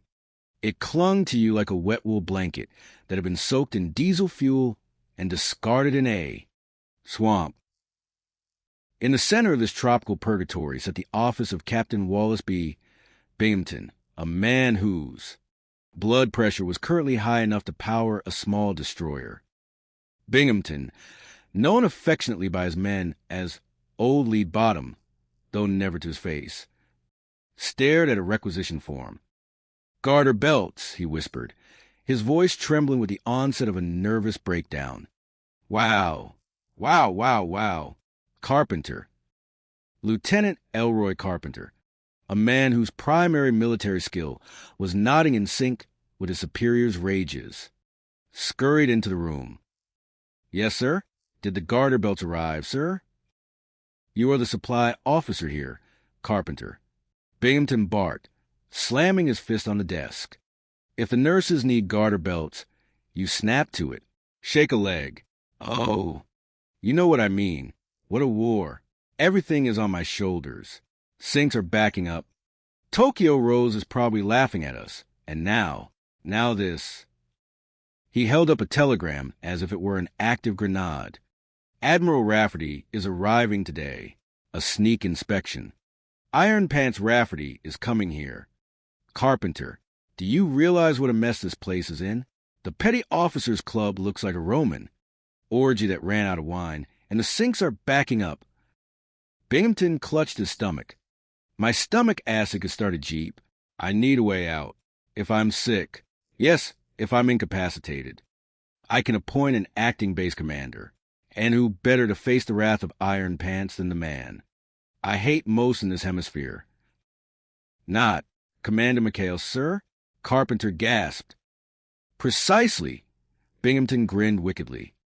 "With McHale and his cutthroats in charge, they will run wild, destroy the base, and hang themselves right in front of the Admiral. It's brilliant. Carpenter, call the medic. I'm having a terminal case of something." Chapter 1, The Accidental Commander. Quentin McHale was currently busy. He was supervising a vital tactical meeting on the beach, which mostly involved Ensign Charles Parker trying to explain why he had accidentally traded a crate of ammunition for 3 crates of pineapples and a very confused goat. "Look, Skipper," Parker stammered, adjusting his glasses. "The goat has excellent peripheral vision. It's basically a biological radar system." "Parker," McHale sighed, leaning back in his chair with a cigar that definitely wasn't Navy issued. "Just keep the goat away from the torpedoes." Their peace was shattered by Carpenter's arrival. 10 minutes later, McHale found himself standing by a hospital bed where Binghamton was groaning like a dying whale. "McHale, I'm in bad shape," Binghamton wheezed, faking a tremor. "The medics, they don't know what it is. I have to appoint an acting commander. I'm choosing you." McHale blinked. "Me, sir? I'm a saltwater skipper. I'd be no good behind a desk." "And I'm appointing Parker as your executive officer," Binghamton added, hidden glee dancing in his eyes. "Oh, boy. Did you hear that, Skipper?" Parker beamed. "Thanks, Captain. You'll never regret this." "I know," Binghamton whispered as they left. "I certainly know." The transition was instantaneous. Within an hour, McHale was behind the big desk, and the base began to transform. The primary change was that regulations became suggestions. The phones wouldn't stop ringing. "Yes, ma'am. The garter belts are on the way," McHale said into one receiver, while trying to handle a report of a Japanese sub on the other. Meanwhile, Parker was having the time of his life. "Executive Officer Parker here. Build the barracks and the rifle range? Sure. Why not? Just tell the Seabees to keep their heads down." By the time Admiral Rafferty's plane touched down, Teratupa was a regular Roman orgy, according to a horrified Carpenter. There were hula dancers in the air raid shelters. The laundry was full of contraband champagne. and the PT-73 crew was running a gambling ring involving hermit crabs. Binghamton, watching from his hospital window, was ecstatic. Rafferty is going to skin him alive. But McHale was a master of the hustle. When Iron Pants Rafferty arrived, expecting to find a disciplined naval base, he instead found a flurry of activity. Every time the Admiral moved toward a disaster, McHale's crew moved faster. When Rafferty burst into the hospital to check on Binghamton, he found the captain wearing a seaman's uniform, trying to sneak out to catch McHale's girls. Binghamton, what in blazes? Rafferty roared. What are you doing running around screaming in a seaman's uniform about hula girls? But Admiral, they're in the laundry. McHale hid them. Binghamton screamed. Rafferty looked at McHale, who stood there with a look of saintly concern. He's delirious, sir, McHale whispered. Combat fatigue. He thinks he sees hula girls everywhere. Binghamton was dragged back to bed, screaming about finito and capit, while Rafferty commended McHale for his patient handling of a clearly broken man. Chapter 2, The Sultan and the Drag Show. With the Rafferty crisis averted, Binghamton returned to his office, his eyebrows permanently singed from stress. He needed a new plan, and then fate handed him a sultan. The Sultan of Marami was arriving with his 3 beautiful daughters. The Admiral had ordered Binghamton to make an impression. I want McHale and the 73 boat out of here, Binghamton plotted. Send them on a recon mission to Aku Aku. It's a deserted strip of sand. They can't cause trouble. There. However, the Sultan's plane developed engine trouble and forced down near, you guessed it, Aku Aku. McHale was the only one close enough to rescue them. When the PT-73 pulled up to the beach, the crew didn't see a political ally. They saw wowie, wow, wow, wow. 3 princesses in silk. Greetings, Your Highness, McHale said, bowing. I am Commander McHale. We're here to serve you. The Sultan, Kareem, was a man of dignity.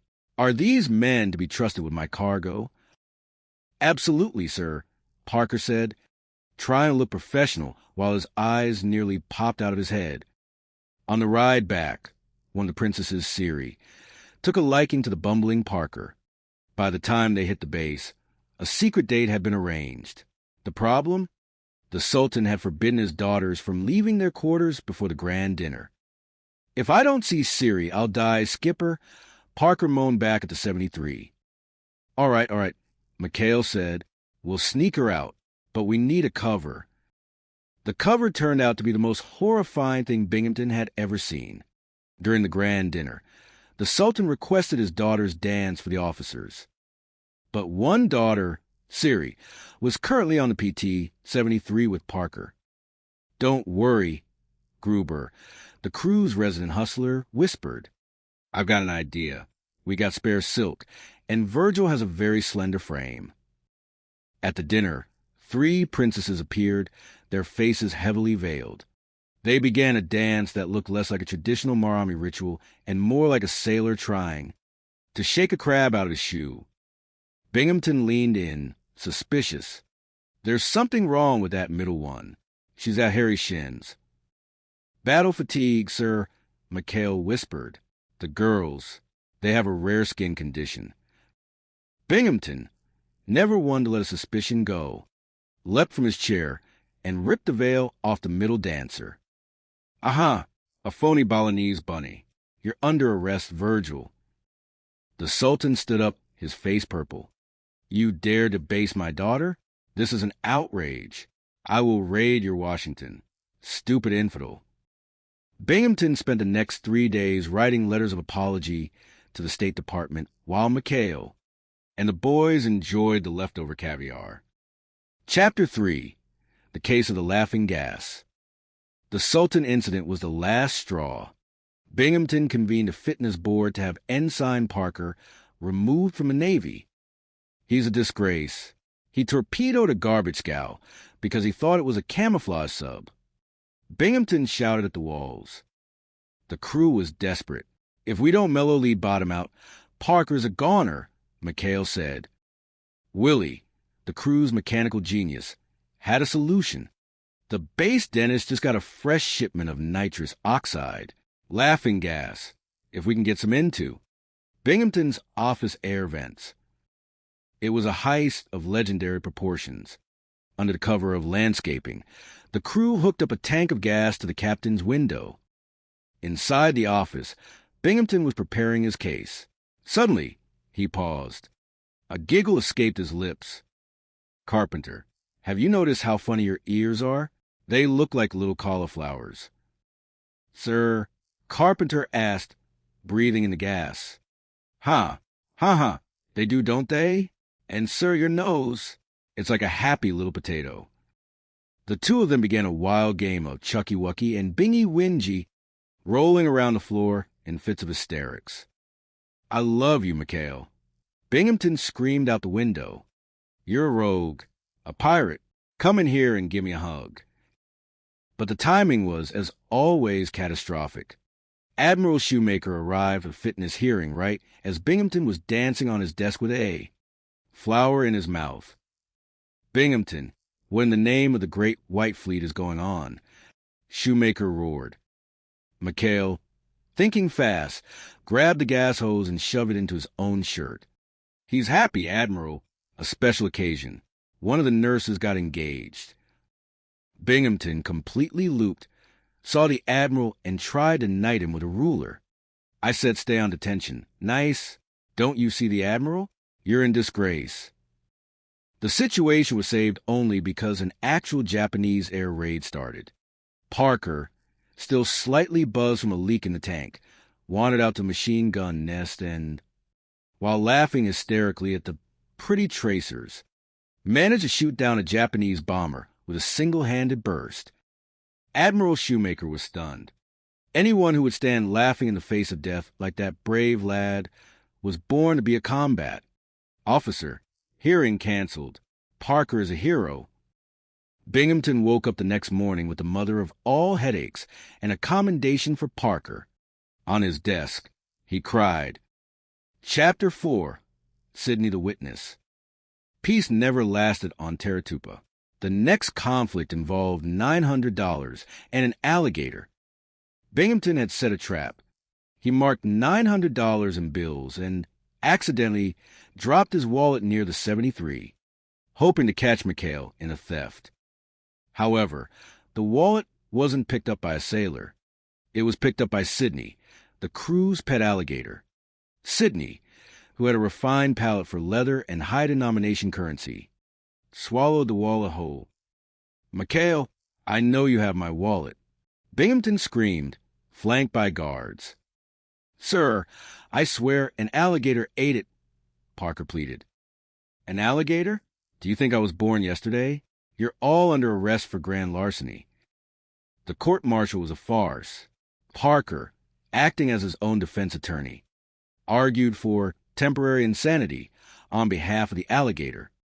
The alligator was crazy about my mother's peanut butter sandwiches. Your Honor, Parker shouted. The judge was about to pass sentence when McHale and the boys burst in, dragging a very bloated Sidney on a leash. We have the evidence, sir, McHale announced, with the help of some castor oil and a very brave Ensign Parker. Sidney was forced to relinquish the evidence. The wallet flew out, landing directly on the judge's bench. Look, Binghamton pointed. My wallet, and there's the money. But, sir, McHale said smoothly, if the alligator had the wallet in his stomach for 3 hours, how did we steal it? The judge looked at the marked bills, then at Binghamton. Captain, did you mark these bills to set a trap for your own officers?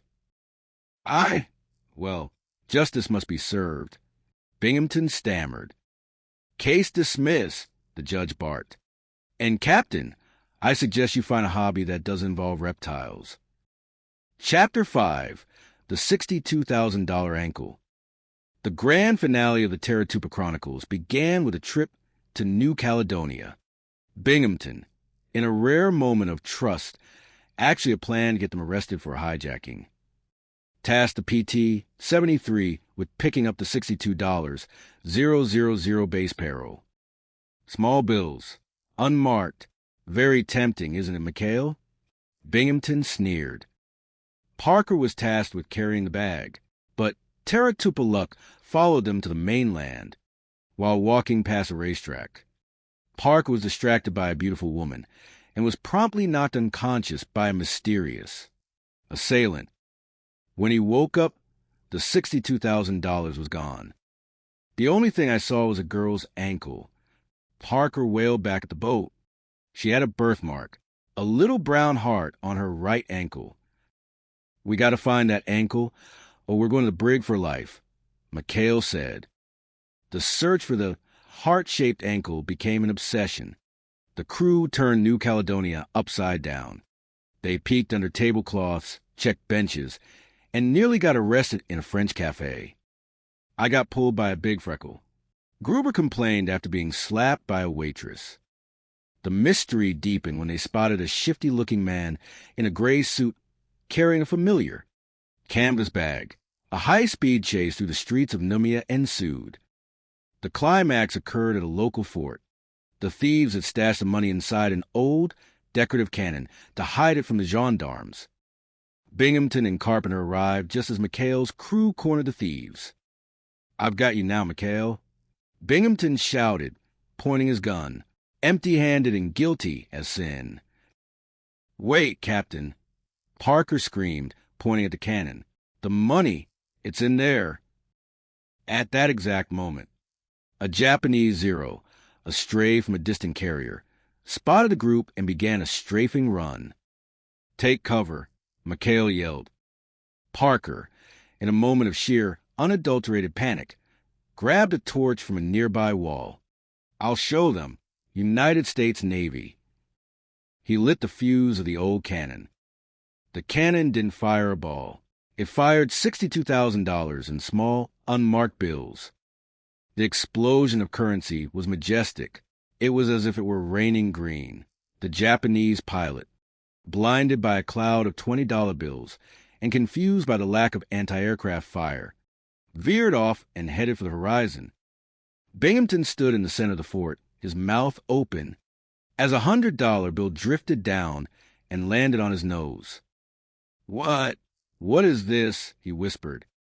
"That's the payroll, sir," McHale said, casually picking up a handful of cash. "We were just airing it out." Binghamton began to count. 1, 2, 3, 42,365. He stopped. He looked at McHale. He looked at the wreckage of the fort. He looked at the birthmark on the girl who had been watching the whole thing, who turned out to be the thief's accomplice. "McHale," Binghamton said, his voice reaching that familiar, high-pitched frequency. "I hate you. I hate you more than I hate the humidity. I hate you more than the Japanese Navy. I hate you. Wow." "We love you too, Captain." McHale smiled, lighting a cigar.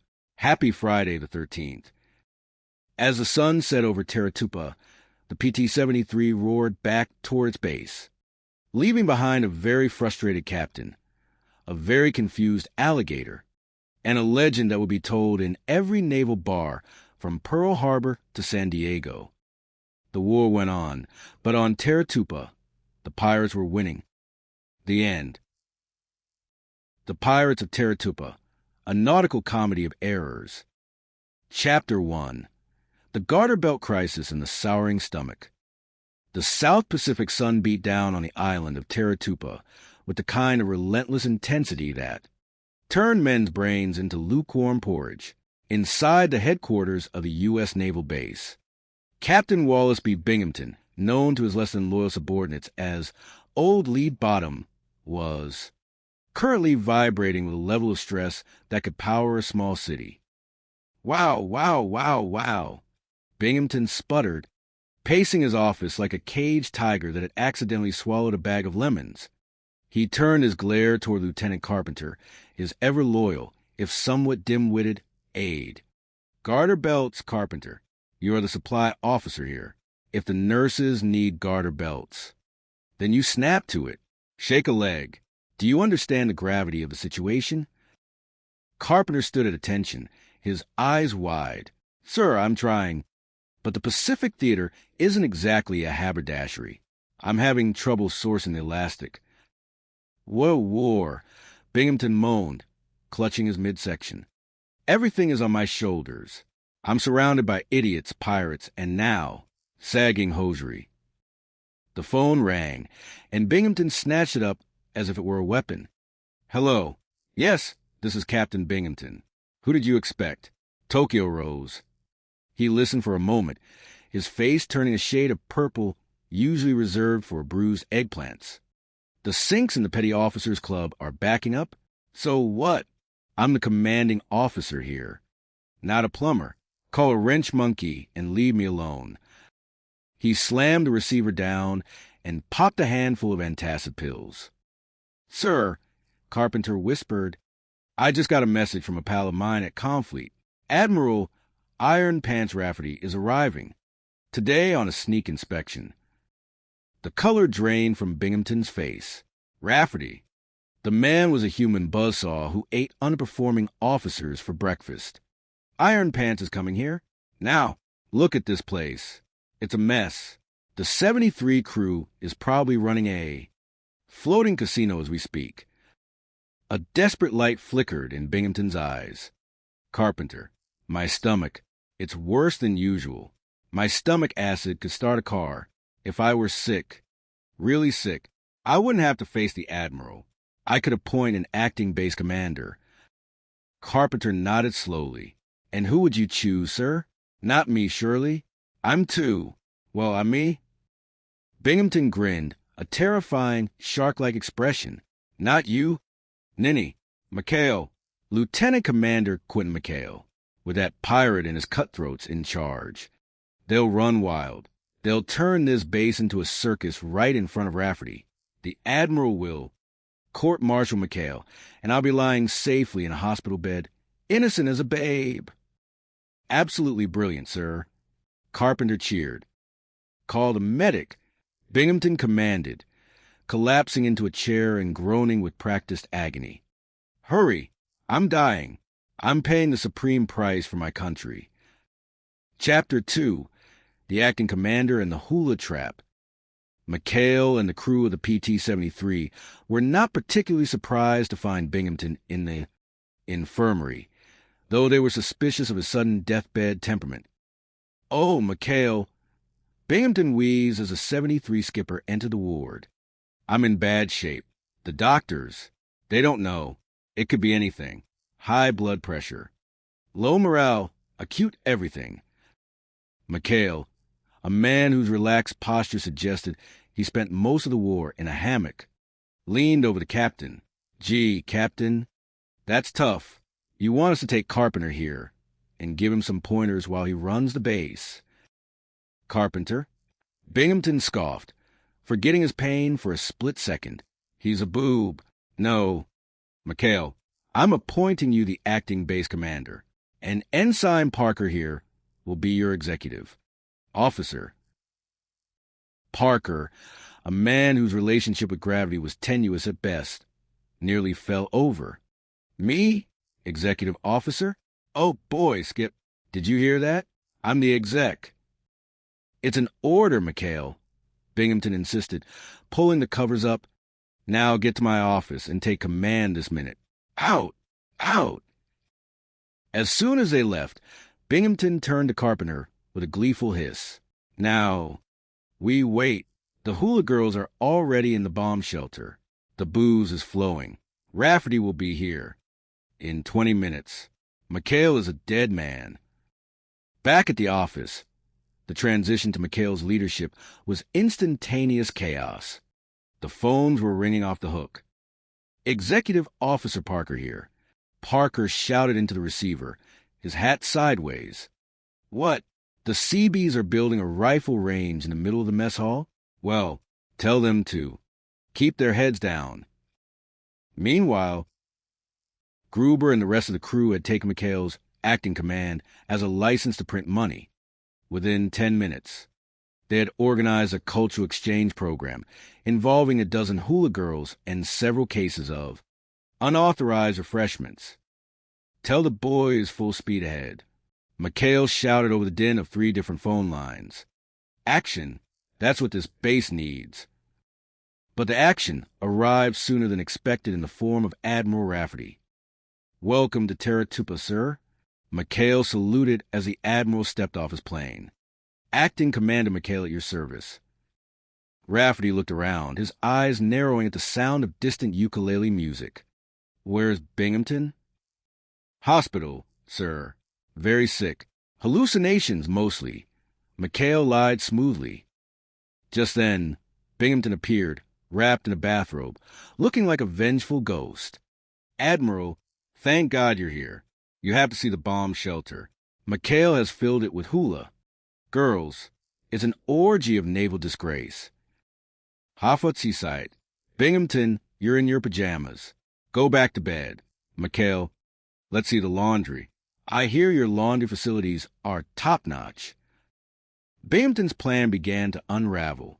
Every time he tried to point out a scandal, McHale's crew, operating with the synchronized precision of career criminals, moved the evidence. When Rafferty finally insisted on seeing the bomb shelter, he found nothing but a group of sailors holding a very solemn, very fake Bible study.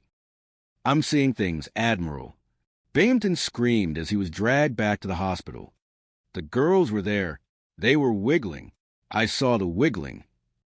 Combat fatigue, Rafferty muttered to McHale. Sad case. Keep up the good work, Commander. Chapter 3. The Sultan and the Scoundrels. A week later, Binghamton was back in uniform, his eyebrows twitching with renewed vigor. A new opportunity for disaster had arrived.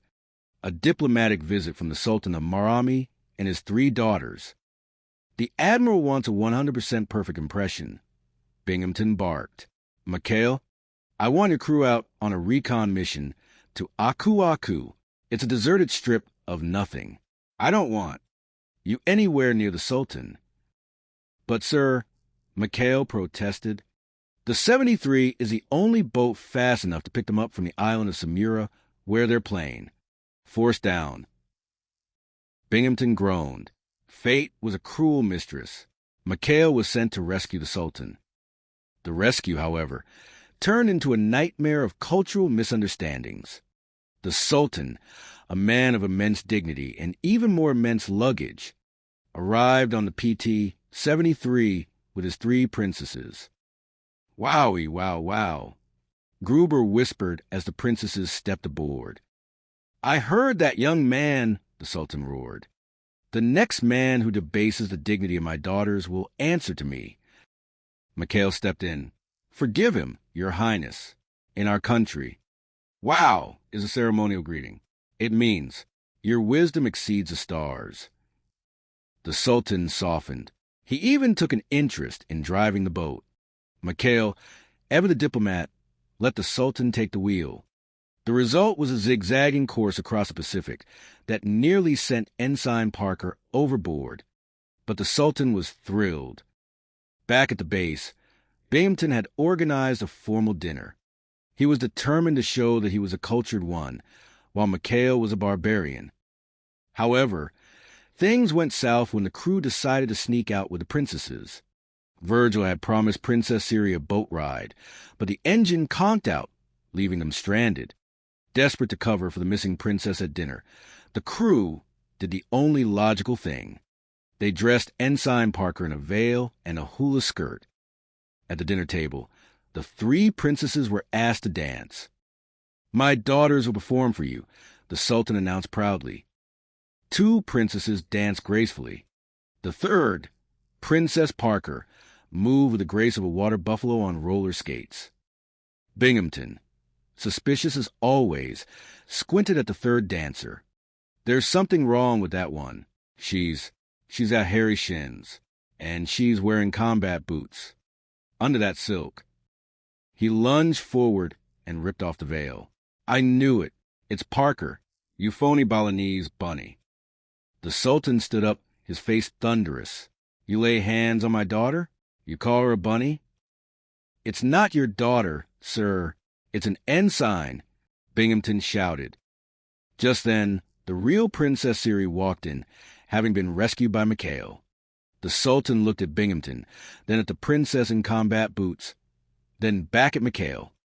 "Captain Binghamton," the Sultan said coldly, "your unpardonable behavior will be reported to the State Department. Commander McHale, thank you for the dinner and the ceremonial dance by your interesting subordinate." Binghamton collapsed into his soup. Chapter 4, The Laughing Gas Maneuver.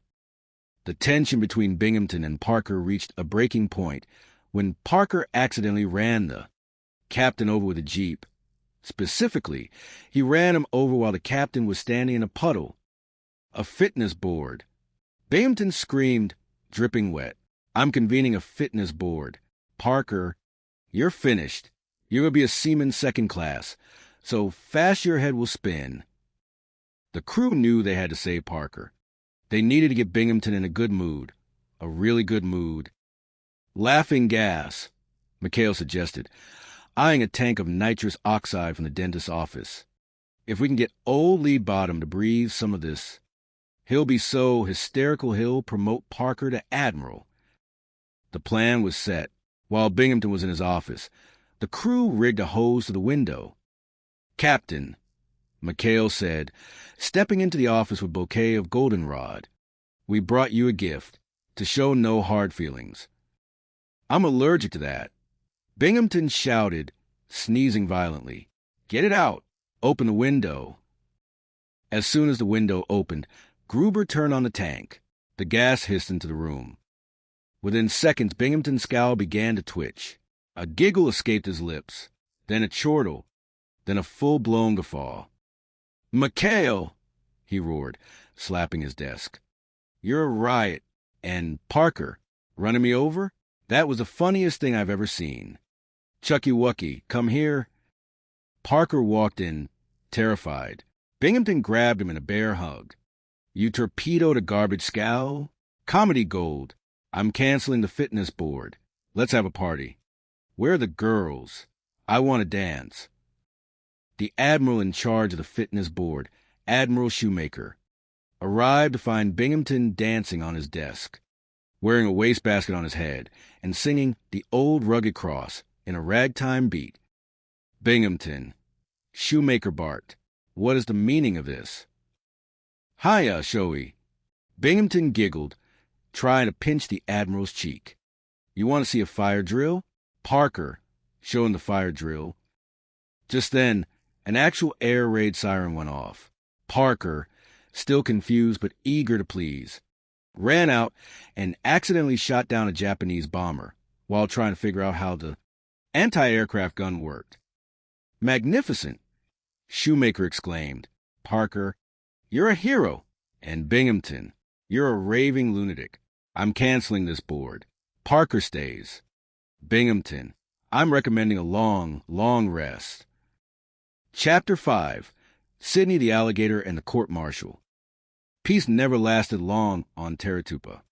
The next crisis involved $900 of Lieutenant Carpenter's back pay, which Binghamton had borrowed to set a trap for McHale. "I'll leave my wallet on the beach," Binghamton plotted. "When McHale's men find it and take the money, wham, brig time." But a third party intervened, Sidney, a friendly alligator who had a fondness for Ensign Parker's peanut butter sandwiches. Sidney found the wallet first.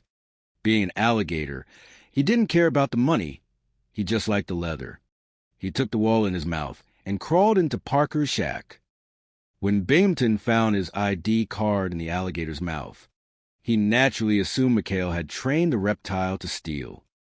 Grand larceny. Binghamton shouted at the court-martial.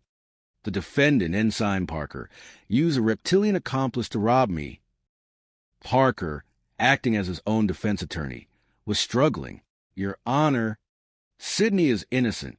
He's just got an unhappy childhood. He thought the wallet was a giant snack." The trial was a circus. McHale and the crew knew they had to produce the wallet to prove the money was still inside, and therefore not stolen. They found Sidney in a swamp, still clutching the wallet. "Open up, Sidney," McHale coaxed, holding a peanut butter sandwich. They rushed the alligator into the courtroom. "Order! Order!" The judge yelled as a 6-foot alligator crawled toward the bench. "There's your evidence, sir," McHale shouted. "The wallet is in Sidney's mouth. Look." Binghamton lunged for the wallet. Sidney, feeling defensive, snapped his jaws shut. "He's lying," Binghamton screamed. "He's a thieving alligator. Shoot him." "Just a moment," the judge said, looking at the wallet Sidney eventually spat out. "The money is all here. And look, these bills are marked. Captain Binghamton. Why were you carrying marked bills in a lost wallet?" The trap was exposed. The judge dismissed the charges. "And, Captain, keep your wallets away from the wildlife. This court is adjourned." Chapter 6. The Golden Cannon of New Caledonia. The final adventure took the crew to New Caledonia to pick up the base payroll, $62,000 in cash. Binghamton, desperate to finally catch them, had ordered Parker take a shortcut through a dangerous part of town, hoping they'd get robbed so he could blame their negligence. Parker did indeed get robbed, or rather, he was distracted by a girl with a heart-shaped birthmark on her ankle and woke up with a lump on his head and an empty canvas bag. $62,000. McHale groaned. "We're dead, boys. We're really dead this time." They spent the next 48 hours scouring the streets of Noumea. They checked every ankle in every cafe, looking for the girl with the heart. Finally, they spotted the thieves, a pair of local thugs who had stashed the money inside an old, decorative cannon in the town square, planning to retrieve it later. Just as McHale's crew reached the cannon, Binghamton and Carpenter arrived in a jeep. "I knew it," Binghamton shouted. "You've hidden the money. You're under arrest."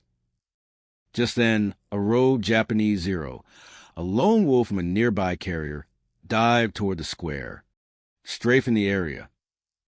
"Take cover," McHale yelled. Parker, panicked, saw the cannon. "We have to fight back." He grabbed a torch from a nearby vendor and, not knowing the cannon was stuffed with $62,000, lit the fuse. Boom! The cannon didn't fire a ball. Instead, it erupted in a literal explosion of wealth. $62,000 in small bills rained down over New Caledonia like green confetti. The sheer cloud of money blinded the pilot of the Zero, who veered off in confusion. "What is this?" Binghamton shouted, clutching at the falling bills. "It's raining money. It's manna from heaven. It's the payroll, Captain." McHale laughed, catching a handful of 20s. Parker just saved the day. And the budget. As the sun set over the Pacific, the crew of the PT-73 sat on the deck of their boat, counting the recovered cash. They were short by $3. But Binghamton was too busy trying to find his lost dignity to notice. "You know, Skip," Parker said, biting into a sandwich, "I think I'm getting the hang of this Navy thing." McHale looked at his crew, the schemers, the hula dancers, and the accidental heroes. "Yeah, Chuck, just don't let Lead Bottom hear you say that. We've got a long war ahead of us." And across the bay, the scream of Captain Binghamton echoed to the palms. "McHale!" The Pirates of Taratupa. The long, absurd war of Quentin McHale. Chapter 1. The Garter Belt Crisis and the Iron Pants. The heat on the island of Taratupa was the kind of heat that didn't just sit on you. It tried to move in and pay rent. It was a humid, sticky, tropical blanket that turned starched navy whites into limp rags within seconds. In the center of this sweltering madness sat Captain Wallace B. Binghamton, a man whose blood pressure was currently high enough to power a small destroyer. "Wow! Wow! Wow! Wow!" Binghamton muttered, staring at a requisition form that seemed to be mocking his very existence. He looked up at his shivering shadow, Lieutenant Elroy Carpenter. "Garter belts, Carpenter. The nurses need garter belts." and you're standing there like a statue. If the nurses need garter belts, then you snap to it. Shake a leg. You know what I mean. But, sir, Carpenter squeaked, the supply lines are... I don't care about the lines. Everything is on my shoulders. Binghamton roared. He slammed his fist onto the desk, sending a bottle of indigestion pills rattling. Just as he was about to launch into a lecture about the burdens of command, the phone rang. It was news from conflict, the higher-up command. Admiral Iron Pants Rafferty was arriving for a sneak inspection. The color drained from Binghamton's face, leaving a shade of gray that matched the hull of a battleship.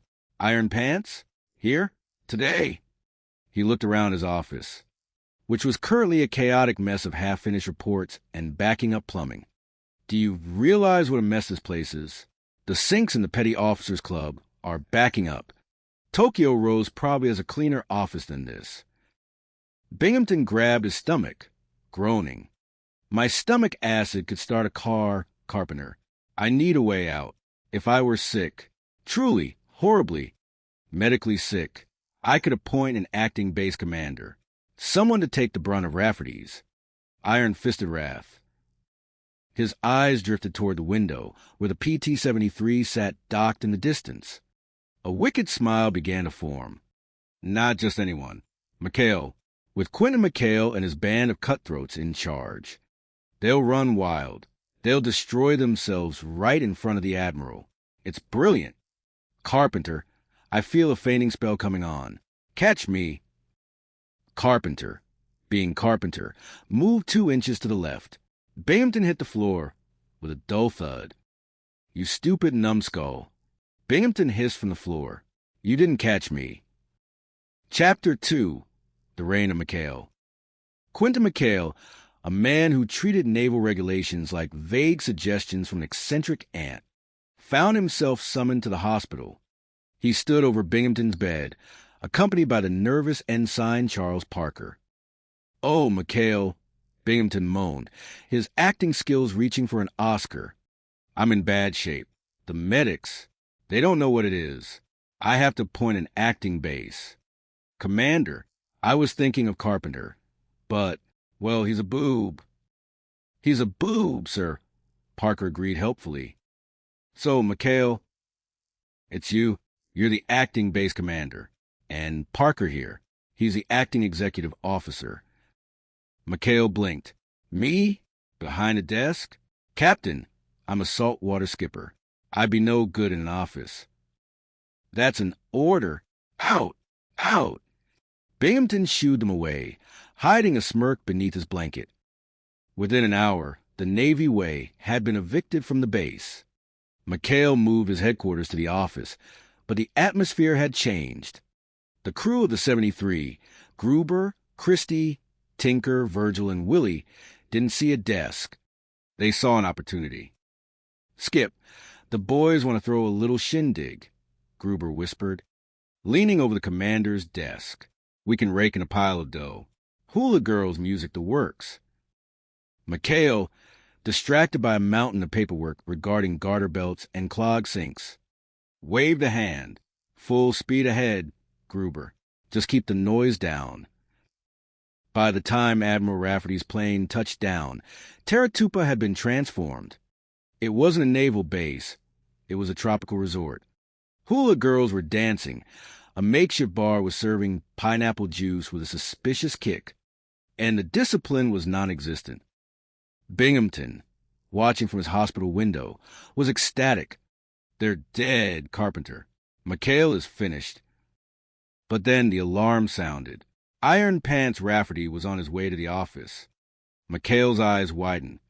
The Admiral, clear the floor, hide the girls, put them in the air raid shelter. In a flurry of grass skirts and frantic sailors, the party was dismantled. When Rafferty walked in, McHale stood at attention, wearing a native layover's uniform. Welcome to Taratupa, sir, McHale said, his voice as smooth as silk. What is that thing around your neck, Commander? Rafferty barked. An old native custom, sir, for luck. Binghamton burst into the room, having miraculously recovered. Admiral, you have to see the air raid shelter. It's a disgrace. There are women in there. They rushed to the shelter, but McHale's crew had been faster. When the door opened, there were no hula girls. There was only Ensign Parker, holding a fire extinguisher. Fire drill, sir. 100% successful. Parker squeaked. Binghamton stood agape. Rafferty turned to him, eyes narrowed. Binghamton, you're delirious. Combat fatigue. Get back to the hospital. Now! Chapter 3. The Sultan and the Three Princesses. A few weeks later, a new crisis arrived in the form of royalty. The Sultan of Marami was being evacuated, along with his 3 beautiful daughters, the princesses. Binghamton was determined to make an impression. 100% order. Carpenter, we need to show the Sultan that the U.S. Navy is a bastion of dignity. McHale and the crew of the 73 were sent to rescue the Sultan from a nearby island where his plane had gone down. When they arrived, the Sultan, a man of immense dignity and a very short temper, was unimpressed by the dirty PT boat. "Is this the vessel of the great Navy?" the Sultan asked, his robes billowing in the wind. "She's fast, Your Highness," McHale promised. The crew, however, couldn't stop staring at the princesses. "Wow, wow, wow," Gruber whispered, "like chickens in a coop." "I heard that," the Sultan roared. "The next man who debases the dignity of my daughters will answer to me." Back at the base, Binghamton threw a lavish dinner. He tried to keep McHale away, but the Sultan had taken a liking to the brave skipper of the small boat. In the middle of the dinner, Binghamton's obsession with catching McHale in a lie led to a disaster. He suspected one of the princesses was actually a member of McHale's crew in disguise, specifically Ensign Parker, who had a habit of being forced into dresses for various schemes. Binghamton lunged at one of the dancing girls. You're the phony. You're under arrest." He yanked at the girl's veil, only to find the Sultan's actual daughter staring back at him in horror. "Captain," the Sultan screamed, "this outrage will be reported to the State Department. You have touched the royal person." Binghamton spent the rest of the week hiding in the base laundry, wearing a seaman's uniform and muttering about imposter princesses. Chapter 4. The Case of the Laughing Gas. Discipline on the base reached a breaking point when Ensign Parker accidentally torpedoed a garbage. Scowl, claiming he thought it was a nip sub-camouflage of potato peels. Binghamton convened a fitness board. "You're finished, Parker. I'm breaking you down to Seaman Second Class, so fast your head will spin." The crew of the 73 knew they had to act. They stole a tank of nitrous oxide, laughing gas, from the dental clinic. Their plan was simple: gasify Binghamton's office during the hearing to make him agreeable. "Breathe deeply, Captain," McHale said, as the gas hissed through the vents on the guise of spraying for frangipani flies. Within minutes, Binghamton was hysterical. "Oh, Chucky Wucky," he giggled, hugging Ensign Parker. "You torpedoed a garbage scow? That's the funniest thing I've ever heard. Potato peels. Ha!" Even when the admiral of the fitness board arrived, Binghamton was still high as a kite. He danced on his desk, sang sea shanties, and tried to put a medal on a passing nurse's hat. The admiral was horrified. "Binghamton, have you lost your mind?" Suddenly, a real air raid siren blared. In his drug-induced bravery, Parker ran out into the open, laughing in the face of death. He hopped into a gun turret and, through sheer, bumbling luck, shot down an enemy bomber while trying to swat a real fly. The fitness board was canceled. "Any man who stands laughing in the face of death like that," the admiral declared, "is a hero." Binghamton woke up with the world's worst headache and a promotion for the man he hated most. Chapter 5. Sidney the Witness. The weirdness of Terratupa peaked with the arrival of Sidney. Sidney was a 6-foot alligator that Ensign Parker had befriended with peanut butter sandwiches. "He looks like a cousin of mine," Parker insisted. One afternoon, Binghamton had set a trap. He marked 9 $100 bills and left his wallet on a beach where he knew McHale's crew was having a luau. He planned to arrest them for theft. However, Sidney the alligator found the wallet first. When Binghamton arrived to make his arrest, he found the crew empty-handed. "Where's the money, McHale?" "My wallet." "Sidney took it, sir," McHale said, pointing at the alligator sunning itself nearby. "An alligator? You expect me to believe an alligator stole my wallet?" Binghamton dragged Parker to a court-martial. The trial was a farce. Parker, acting as his own defense, insisted on calling Sidney to the stand. "I object," Binghamton screamed. "You can't call an alligator a witness." "He has a right to be heard," Parker cried. Just then, McHale and Gruber led Sidney into the courtroom. The alligator was wearing a small sailor hat. In its mouth was Binghamton's wallet. "Exhibit A," McHale shouted. Sidney crawled toward the judge's bench. Binghamton, panicked, tried to grab the wallet. Sidney snapped his jaws, and Binghamton fell backward into a water pitcher. The judge looked at the marked bills, then at the alligator, then at Binghamton. "Case dismissed. And, Captain, if you ever bring a reptile into my court again, I'll have you cited for contempt." Chapter 6. The Ghost of PT-13. Binghamton's next plot involved psychological warfare. He discovered a clerical error that suggested the PT-73 was actually the PT-13, a boat with a legendary jinx. "They're superstitious, Carpenter," Binghamton chuckled. "If they think the boat is haunted, they'll all put in for transfers." The crew started seeing strange things. Engines starting by themselves. Strange lights. Binghamton even hired a sailor to dress in a tattered uniform and wander the docks at night, moaning about the crew that never returned. McHale saw through it immediately. "Two can play at that game, boys." That night, the crew set up their own haunting. Using projectors, fishing line, and a lot of white sheets, they turned Binghamton's own shack into a ghost house. "Wally Binghamton," a voice moaned through the vents.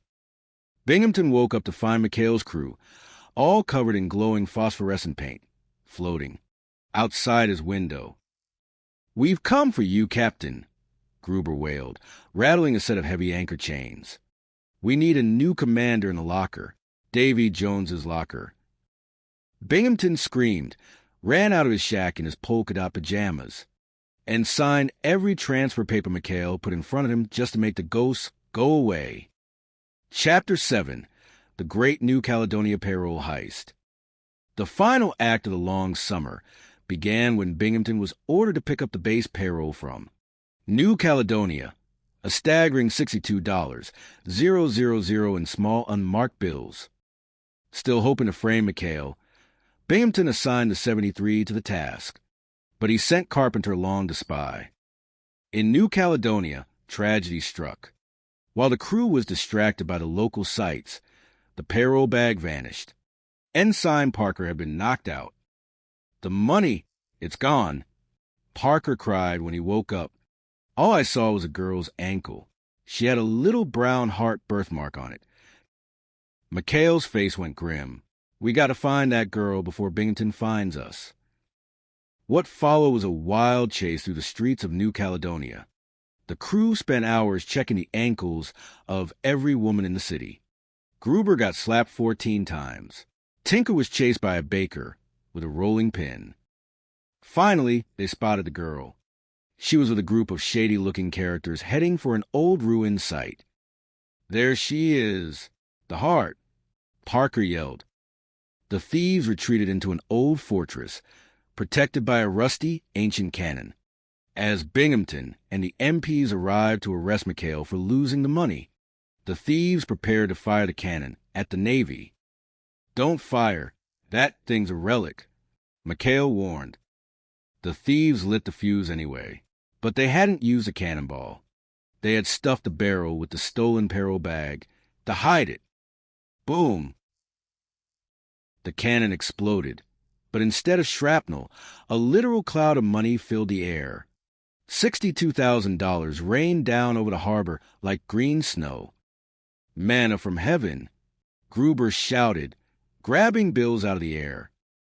Binghamton stood in the middle of the downpour, a $100 bill landing perfectly on his nose. He looked at McHale, then at the money, then at the thieves being rounded up. McHale, Binghamton whispered, his voice trembling, "Why is it always you?" "Just lucky, I guess, Captain," McHale smiled, tipping his cap. "Just lucky."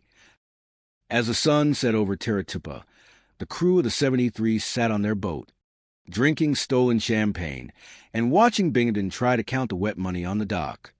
It had been a long war, but for Quentin McHale, it was the best one he'd ever had. The Pirates of Teratupa. A Tale of Sinks, Sultans, and the 7-3. Chapter 1. The Logistics of Liberty. The sun over the Pacific island of Teratupa didn't just shine. It leaned on you like a heavy, humid blanket that smelled faintly of diesel fuel and fermented pineapple. In the center of this tropical purgatory sat Captain Wallace B. Binghamton, a man whose blood pressure was currently high enough to power a small destroyer. Garter belts. Binghamton screamed, slamming his fist onto a desk covered in requisition forms. Captain Bingham said, "No, I am saying it. Wow, wow, wow. You are the supply officer here.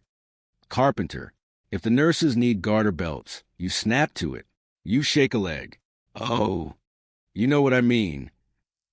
Lieutenant Elroy Carpenter, a man whose primary function in life was to act as a human echo for Binghamton's frustrations, bobbed his head nervously. "Yes, sir. Shaking a leg, sir. Snapping to it." Binghamton groaned, clutching his stomach. "What a war. Everything is on my shoulders. Clogged sinks in the Petty Officers Club. A shortage of feminine undergarments, and now this." He brandished a crumpled radiogram. "Admiral Iron Pant Rafferty is arriving today on a sneak inspection." A sneak inspection. Do you realize what a mess this place is in? The phone rang. Binghamton snatched it up. "Hello. Yes. This is Captain Binghamton. Who did you expect to find in my office? Tokyo Rose? The sinks are backing up. So what do you expect me to do about it? I'm the commanding officer, not a plumber." He slammed the phone down and reached for a bottle of white pills. "My stomach acid could start a car, Carpenter. It really could." "Please, sir, take it easy on those," Carpenter pleaded. "They give you such indigestion." Suddenly, a wicked light sparked in Binghamton's eyes. It was the look of a man who had found a way to jump off a sinking ship and land on someone he disliked. Wait a minute. If I were sick, genuinely, terribly, medically incapacitated, I could appoint an acting base commander, and he would have to face the Admiral. Not me, not you, but McHale.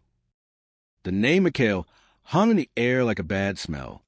Commander Quentin McHale and his crew of the PT-73 were the bane of Binghamton's existence. They were gamblers, moonshiners, and masters of the informal navy. "Brilliant, sir," Carpenter chirped, "with McHale and his cutthroats in charge. They'll run wild and destroy themselves right in front of the Admiral." Binghamton collapsed into his chair, suddenly looking very frail. "Carpenter, I do look sort of sick to you, don't I? Terribly sick." "Oh, yes, sir." Death's door. "Sir, I'll call the medic. Carmen, it's the captain. He's not well." Chapter 2. The Acting Base Commander. Commander McHale walked into the infirmary with the easy stride of a man who hadn't followed A. regulation since 1941. Behind him trailed Ensign Charles Parker, a man who lived in a state of perpetual naval anxiety. "Oh, McHale," Binghamton moaned from under a mountain of blankets.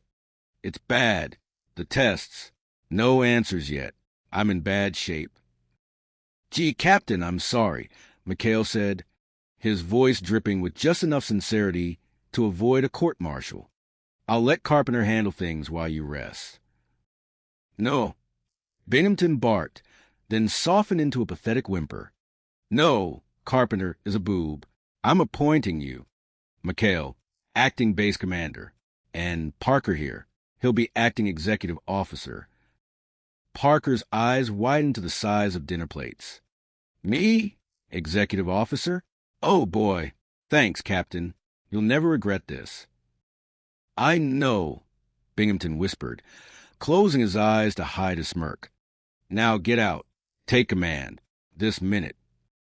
For the next 4 hours, Taratupa transformed, with McHale at the helm. The strict naval protocols dissolved into something resembling a floating carnival. The sinks were forgotten. Instead, the crew was busy organizing a shindig to rake in some dough. Skip, Gruber, the crew's resident scrounger, whispered as he leaned into Commander's office. The boys want to know if we can throw a little action. You know, a luau, some hula, maybe a little gambling. McHale, sitting behind Binghamton's desk with his feet up, grinned. Gruber, as far as I'm concerned, tell those boys, full speed ahead. But while the hula girls were dancing and the pineapple juice was flowing, a jeep was barreling toward the base. In it sat Admiral Rafferty, a man whose nickname Iron Pants was earned through a complete lack of a sense of humor. Back in the hospital, Binghamton was practically vibrating with joy. He's here, Carpenter. The Admiral is here. The hula girls are in the bomb shelter. The sailors are half-dressed, and McHale is finished. However, McHale had heard the jeep. With the efficiency of a well-oiled machine, the hula girls were shoved into the air raid shelter.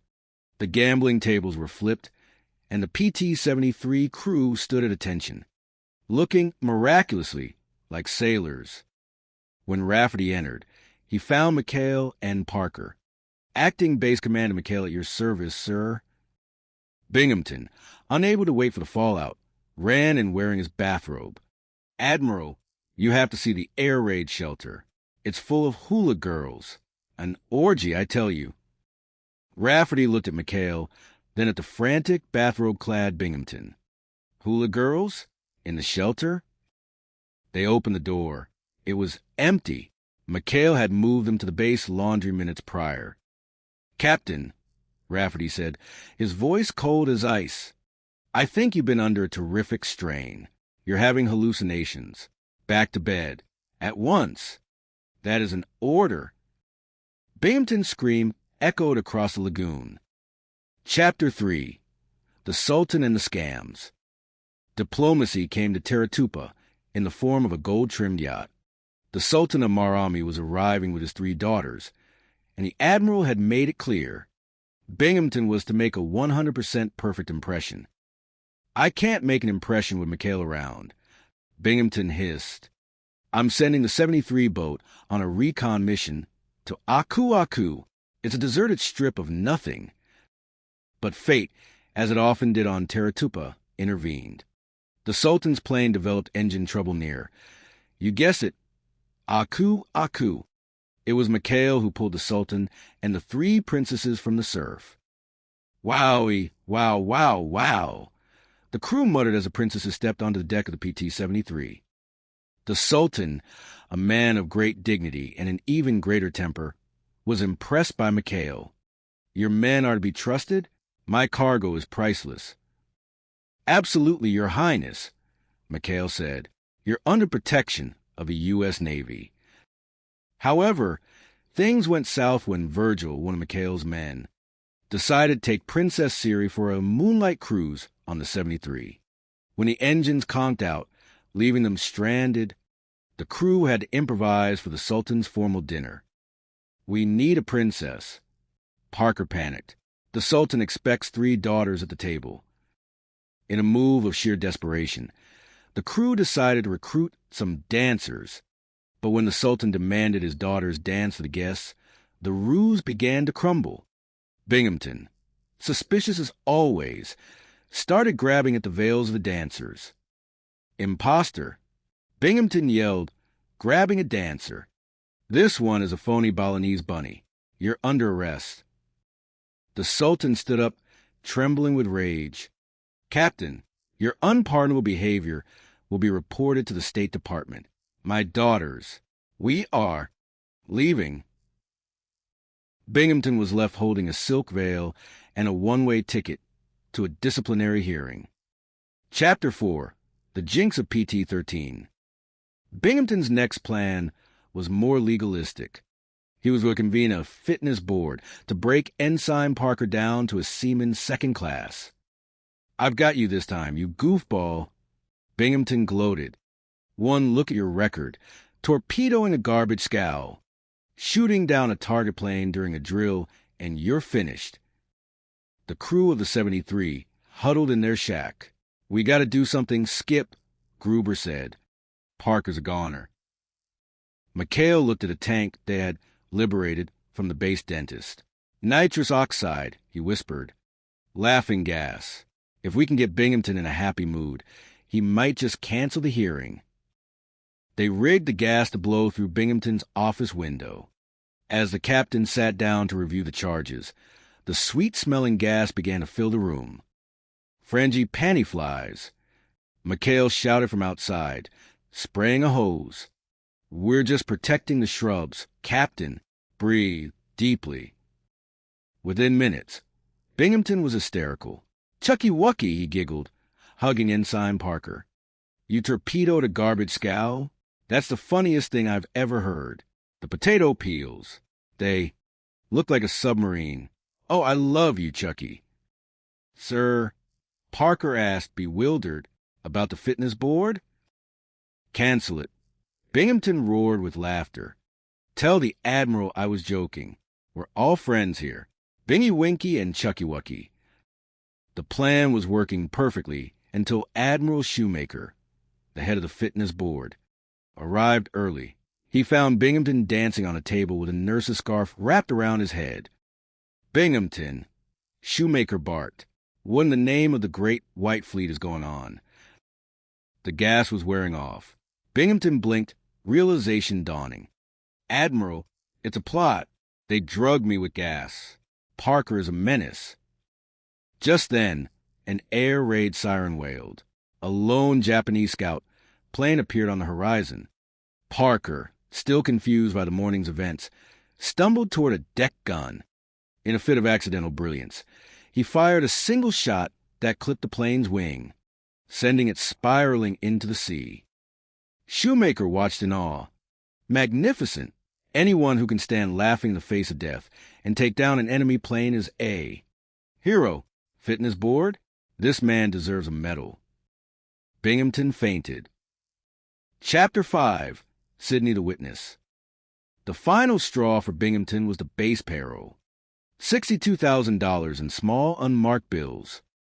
I'm going to trap them, Carpenter, Binghamton whispered. I'll mark the bills, put them in my wallet, and accidentally drop it where those thieves can find it. Then wham, brig time for everyone. But the wallet wasn't found by McHale. It was found by Sidney. Sidney was a 6-foot alligator that Ensign Parker had adopted as a mascot. Sidney had a particular fondness for Parker's mother's peanut butter sandwiches, and, apparently, leather wallets. When Binghamton went to check his trap, he found Sidney sitting in the grass, the captain's ID card sticking out of his mouth. He ate the captain. Parker screamed when he saw the alligator with the wallet. Sidney ate Old Lead Bottom. I am not eaten. Binghamton shrieked, emerging from the bushes. But you're all under arrest for the theft of $900. I saw that alligator in your... Shaq Parker, he's your accomplice. The crew was hauled before a court-martial. Parker, acting as his own defense attorney, was a disaster. I object, Parker shouted. On the grounds of temporary insanity, the alligator who stole the wallet was crazy about peanut butter. Order, the judge yelled. This is a naval base, not a zoo. McHale knew they needed the evidence. He and the crew spent the night scouring the swamps for Sidney. They found him just as the court was about to deliver a guilty verdict. New evidence, sir, McHale announced, leading Sidney into the courtroom on a very long leash. The courtroom erupted in chaos. Get that monster out of here. Binghamton screamed, climbing onto a table. Sidney, open up. Parker cooed, offering a peanut butter sandwich. Sidney opened his massive jaws, and out dropped a wallet. But it wasn't just a wallet. Inside were the marked bills that Binghamton had used for the trap. Bills that Lieutenant Carpenter had admitted, under the pressure of the moment, were actually his own back pay that the captain had borrowed to set the trap. Aha, the judge said. So it was a frame-up. Captain Binghamton, I think you have some explaining to do. Chapter 6, The Ghost of PT-13. To get the crew away from the base, Binghamton decided to transfer them to PT-13, a boat with a legendary jinx. Every crew that sailed her has disappeared, Binghamton told them, hiding his grin. Gas explosions, mysterious drownings. She's a floating Jonah. The crew was terrified. Skip, we can't sail a ghost ship. McHale, however, had done his homework. He found out that PT-13 was actually the 73. Binghamton had just painted over the numbers to scare them into requesting transfers. Oh, he wants ghosts, does he? McHale whispered. Let's give him ghosts. That night, the base was silent. Suddenly, the engines of the PT-13 roared to life with no one on board, thanks to some clever wire pulling. By Virgil, ghostly wails echoed through the speakers. Binghamton, sitting in his shack, felt a chill. Suddenly, the door swung open. Standing there were McHale and a crew, covered in white sheets and glowing phosphorus paint. Wally, McHale moaned. We've come back from the grave. PT-13 wants her captain. No, get away. Binghamton scrambled backward. I made it up. There is no PT-13. It's the 73. I just wanted you to transfer. The transfers? Gruber's ghost hissed. Give us the transfers, Wally. We need them for the big PT boat in the sky. Binghamton threw the transfer papers at the ghosts and ran for his life, straight into a muddy ditch. The next morning, the sun rose over Teratupa. The PT-73 sat peacefully in the lagoon, her numbers freshly repainted. McHale sat on the deck, enjoying a cold drink and a cigar. In the distance, the sound of Binghamton's voice carried over the water. McHale, I know you're out there. I know what you did. You'll pay for this. Wow, wow, wow, wow. McHale smiled, tipped his cap to the horizon, and watched the clouds roll by. It was just another day in the Navy. Epilogue, the more things change. Months later, the war continued its slow crawl across the Pacific. On Teratupa, some things remained eternal. The sinks still backed up. The nurses still needed garter belts. And Captain Wallace-B. Binghamton still woke up every morning, looked out at the lagoon, and saw the PT-73, his own personal floating, gambling-loving nightmare. He reached for his stomach pills. Carpenter. Yes, sir. Do I look sick to you? I mean, really, truly, Admiral is coming today sick. The sickest I've ever seen, sir. Good. Call McHale. The end. The Pirates of Teratupa.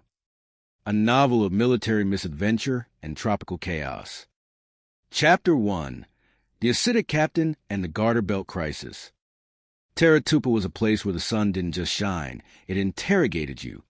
The air was a thick, humid soup that tasted primarily of salt, diesel fumes, and a lingering scent of Captain Wallace-B, Binghamton's impending nervous breakdown. Inside the captain's office, a room that served as the epicenter of all naval frustration in the South Pacific, Binghamton was vibrating. His supply officer, Lieutenant Elroy Carpenter, stood before him, looking like a man who had accidentally stepped into a minefield and was waiting for the click. Garter belts, Carpenter. Binghamton bellowed, his voice cracking like a whip. I said, wow, wow, wow, wow. You are the supply officer. If the nurses need garter belts. You snap to it. Shake a leg. You know what I mean. Carpenter swallowed hard. Sir, the logistics of intimate apparel in a combat zone are... I don't care about logistics. I care about the fact that everything is on my shoulders. Binghamton slammed his hand onto his desk, causing his array of indigestion pills to dance. And now, to top it off, I get a message. Admiral Iron Pants Rafferty is arriving today on a sneak inspection. The name Iron Pants had a visible effect on Binghamton. His face turned a shade of purple, usually reserved for tropical fruit. Do you realize what a mess this place is? The Sinks and the Petty Officers Club are backing up. Tokyo Rose probably knows more about my base than I do. The phone rang. Binghamton snatched it up. Hello. Yes. This is Captain Binghamton. Who did you expect? Tokyo Rose? The Sinks are backing up? I'm A. Commanding officer, not a plumber. Fix it yourself. He slammed the phone down and grabbed a handful of pills. My stomach acid could start a Jeep Carpenter. Please, tell me we have something to fix this. Sir, those pills give you indigestion, Carpenter whispered. I don't care. If I get sick, really sick, someone else has to face the Admiral. Wait. A gleam of predatory genius entered Binghamton's eyes. If I were incapacitated, I could appoint an acting base commander, someone to take the heat, someone to be the sacrificial. Lamb. He looked out the window toward the docks where PT-73 was moored. Not just any lamb. McHale, with that pirate and his cutthroats in charge. They'll destroy themselves right in front of the Admiral. It's brilliant. Carpenter, I look sick. Don't I? Terribly sick, sir. Carpenter lied with practiced ease. Should I call the medic? Hurry. On the double. As Carpenter ran out, Binghamton began to practice his deathbed face. He collapsed onto his couch just as Commander Quentin McHale entered, looking suspiciously relaxed for a man in the middle of a world war. Chapter 2, The Sickness Gambit. Oh, McHale, Binghamton groaned, clutching his stomach. It's bad. The tests haven't come back, but I'm in bad shape. McHale leaned over the captain, peering into his eyes. Gee, Captain, you look like you've been eating your own cooking. Let me help you with your head. McHale grabbed the captain's head and began shoving it down toward the pillow with enough force to suggest he was trying to bury him. Put it down. Push it down. Binghamton squealed. Stop it. You're killing me. Just try to make you comfortable, sir, McHale said, his face a mask of feigned concern. Binghamton wheezed. I have to appoint an acting base commander. I was thinking. You, McHale. McHale's eyes widened. Me? Sir, I'm a saltwater skipper. I'd be no good behind a desk. Lieutenant Carpenter is a boob. Binghamton snapped, briefly forgetting he was supposed to be dying. I'm appointing you, and Parker here will be your acting executive officer. Ensign Charles Parker, who had been hovering by the door, trying not to trip over his own feet, beamed. Oh, boy. Did you hear that, Skipper? Thanks, Captain. You'll never regret this. I know, Binghamton muttered, rolling his eyes. Now get out. Take command. This minute. As the PT-73 crew exited, Binghamton shared a look with Carpenter. This is going to be the happiest illness of my life. Chapter 3. Command and Hula Girls. The command of Teratupa, under Quentin McHale, was less of a military operation and more of a traveling circus. Within 2 hours, the acting base commander was juggling 3 phones, a pile of slingshots that had been misidentified as ammo, and a long-awaited shipment of garter belts. Yes, ma'am, the garter belts are on the way. McHale barked into the receiver. Chief, get those items to the nurses' quarters, and tell the CBs to keep their heads down at the rifle. Range. What do you mean the radar has a positive ID? Track it. Parker was beside himself with joy. Executive Officer Parker here. Right. I authorize a building for the Arab. Wait. Is the Arab in the middle of the rifle range? Tell them to duck. In the midst of the chaos, Gruber, the crew's resident entrepreneur, sidled in. Hey, Skip, The boys want to throw a little shindig. A bit of action to rake in some dough. Full speed ahead, Gruber. McHale shouted, not really listening. Tell the boys it's all ahead full.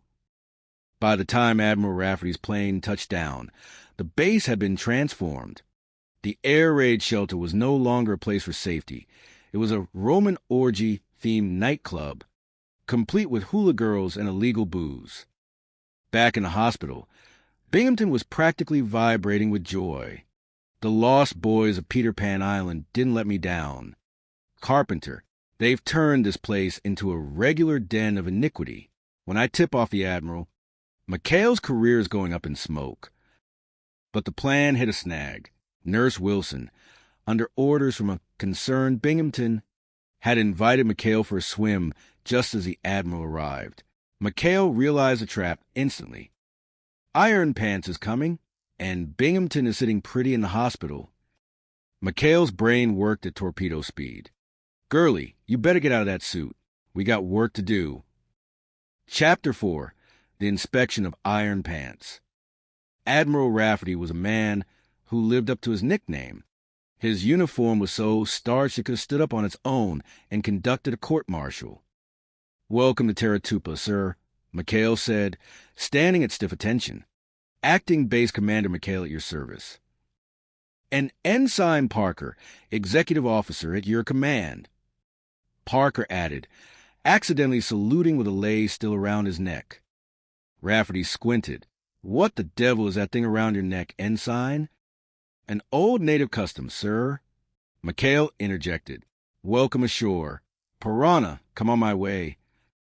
"Stop that gibberish," Rafferty snapped. "Take me to Captain Binghamton first." They marched to the hospital, where Binghamton lay in wait like a spider in a web. "Admiral," Binghamton cried, feigning weakness, "I'm at death's door." "Sir, but you must go to the air raid shelter. You won't believe the disgrace. Hula girls." "Sir," at this very minute. McHale stepped forward. "He's delirious, sir. Hallucinations. I'll get a doctor." "Don't you try to weasel out of this." Binghamton shouted, jumping out of bed. "Carpenter, tell him. We saw them." "He's right, sir. A disgraceful rain sorrow," Carpenter added. Rafferty looked from the manic captain to the calm McHale. "Captain, I'll decide where to start this inspection. Back to bed. That is an order." "But the girls." Binghamton screamed as he was shoved back into his sheets. The inspection proceeded to the laundry. McHale had moved the hula girls there in a frantic shell game, just as Binghamton, now dressed in a stolen seaman's uniform, burst in to reveal the evidence. He found only Parker conducting a highly successful fire drill. "Captain Finito," Rafferty barked at the disguised Binghamton. "You should know better than to obstruct a man pursuing his duty." McHale, "This man clearly has combat fatigue. Take him back to the hospital for a long, long rest." As Binghamton was hauled away, screaming about garter belts and conspiracies, McHale let out a long breath. "You know, Parker, I think we should keep that garter belt requisition on file. You never know when you'll need it good. Distraction." Chapter 5, The Sultan and the Three Princesses. The dust had barely settled on the Rafferty inspection when a new crisis arrived. Diplomacy. "A sultan, sir?" Parker asked, looking at the memo. "The Sultan of Marami," Binghamton said, his eyebrows having finally regrown. "He's coming with his 3 daughters. The Admiral wants us to go all out. 100% order. If McHale and his riffraff ruin this, I'll have their heads." Binghamton's plan was simple.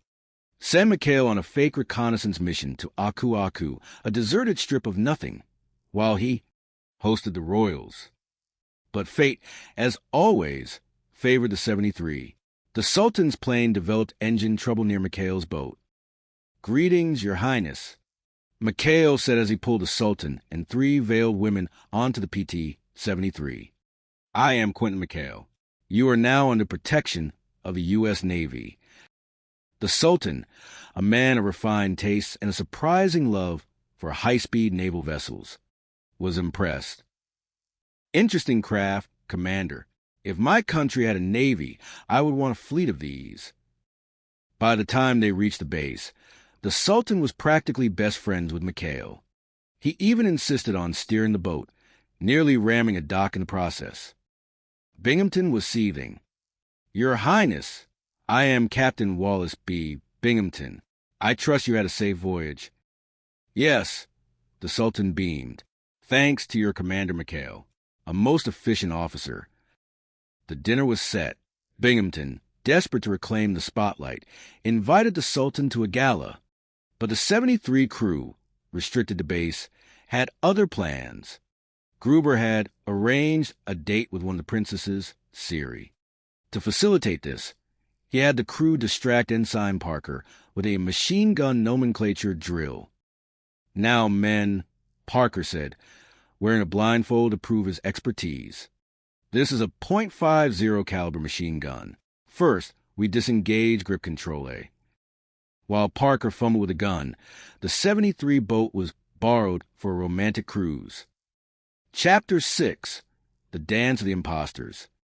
The gala dinner was a disaster waiting to happen. The Sultan's daughters were scheduled to dance, but one was missing. Siri was still out on her boat ride with Virgil. We have to do something. Gruber whispered to McHale. If the Sultan finds out Siri is gone, he'll declare war. I have an idea, McHale said, looking at the crew. Parker, get into that dress. Me? Again, Skipper? It's for the Navy, Chuck. At the dinner, the princesses began their dance. Two were graceful. The third, Princess Parker, moved with the elegance of a wounded buffalo. Binghamton, squinting through his monocle, grew suspicious. Something is wrong here. That princess has remarkably hairy shins. He stormed onto the dance floor. Aha! An imposter. You phony Balinese bunny. You're under arrest. He ripped the veil off, revealing a terrified, heavily make-upped Ensign Parker. Captain, how dare you? The Sultan roared. Your unpardonable behavior will be reported to the State Department. Sir, he didn't mean it. McHale shouted, trying to intervene. He has these spells. Battle fatigue.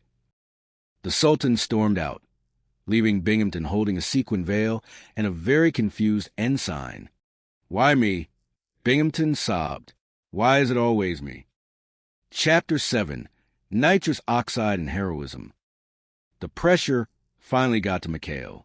He needed a wisdom tooth pulled. Laughing gas, Commander, the dentist said. Nitrous oxide. You won't feel a thing. When McHale returned to the base, he was in a state of transcendental euphoria. He was giggling at the palm trees. He was hugging the torpedoes. He was, for all intents and purposes, completely useless. Binghamton saw his chance. Look at him. He's drunk on duty. I'm convening a fitness board. Parker, you're finished. I'm breaking you down to seaman second class. A fitness board? Parker cried. Now, wait a minute, Captain. When it comes to railroading, Parker, I'm a regular Casey Jones. The crew knew they had to save Parker. They stole a tank of laughing gas from the infirmary and rigged it to the vents of Binghamton's office. As the fitness board convened, Binghamton began to breathe deeply. Suddenly, his stern demeanor vanished. He began to giggle. Sir, the record shows that Ensign Parker torpedoed a garbage scow. The Admiral began. He thought it was a nip sub camouflage with potato peels. Binghamton shrieked with laughter. The potato juice has a kick like a mule. Oh, Chucky Wucky, you're a riot. Binghamton was so hysterical, he began dancing on his desk. Just then, an actual air raid siren sounded. While Binghamton was busy playing airplane with his arms, Parker, still trying to be a good officer, stumbled out to a machine gun mount. In his panic, and perhaps still a bit dizzy from the gas, Parker tripped, pulled the trigger, and accidentally shot down a Japanese bomber that was flying remarkably low. The Admiral was stunned. Magnificent, a man who stands laughing in the face of death. Binghamton, you were right. This lad is a hero. Binghamton, finally coming down from the gas, looked at the burning wreckage. What? No, he's a boob. I want him arrested. Nonsense, the Admiral said. I'm giving him a commendation. And, Captain, I think you need a long rest. You're talking about Chucky Wuckies again. Chapter 8, Sidney the Alligator. Taratupa's latest recruit didn't have a uniform. He had scales, a tail, and a peculiar fondness for Ensign Parker's peanut butter sandwiches. His name was Sidney, and he was a 6-foot alligator. Can we keep him, Skip? Parker pleaded. He's a friendly alligator. Mascot. McHale laughed. He looks like an old cousin of mine. Sure, why not? But Sidney had a bad habit. He liked shiny things. Specifically, he liked Captain Binghamton's leather wallet, which was stuffed with $900 of carpenter's back pay, money Binghamton had borrowed to set a trap for McHale. Binghamton had dropped the wallet as bait, hoping McHale would find it and keep the money. Instead, Sidney had emerged from the swamp, snapped up the wallet, and retreated. You're all under arrest. Binghamton shouted, storming into the 73 shack, for the theft of $900 from my wallet. None of us have it, sir, McHale said calmly. Sidney stole it. Sidney? Is that a code name for you, McHale? No, sir. Sidney is an alligator. He's in my shack right now. Binghamton followed them, but Sidney was gone. Oh, I see. An alligator stole it. And I suppose he's gone downtown to buy himself a swamp? The court-martial of Ensign Parker was the most absurd event in the history of the Navy. Parker, acting as his own defense, argued temporary insanity on behalf of the alligator. I object! Binghamton screamed. You can't call Sidney stupid. He had an unhappy childhood.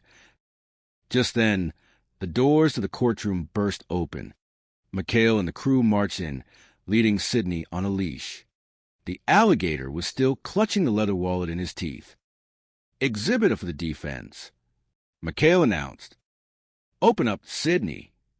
Parker coaxed, Give us the wallet. Sidney obligingly dropped the wallet. The judge opened it and found the $900, but he also found something else. A list of the serial numbers, written in Binghamton's own hand. Aha, the judge said. It was a trap. Captain Binghamton. Who has tried to frame whom here? Binghamton looked at Sidney. Sidney hissed. Why me? Binghamton whispered into his hands. Why is it always me? Chapter 9. The New Caledonia Payroll Caper. The final act of the Taratupa drama took place in New Caledonia.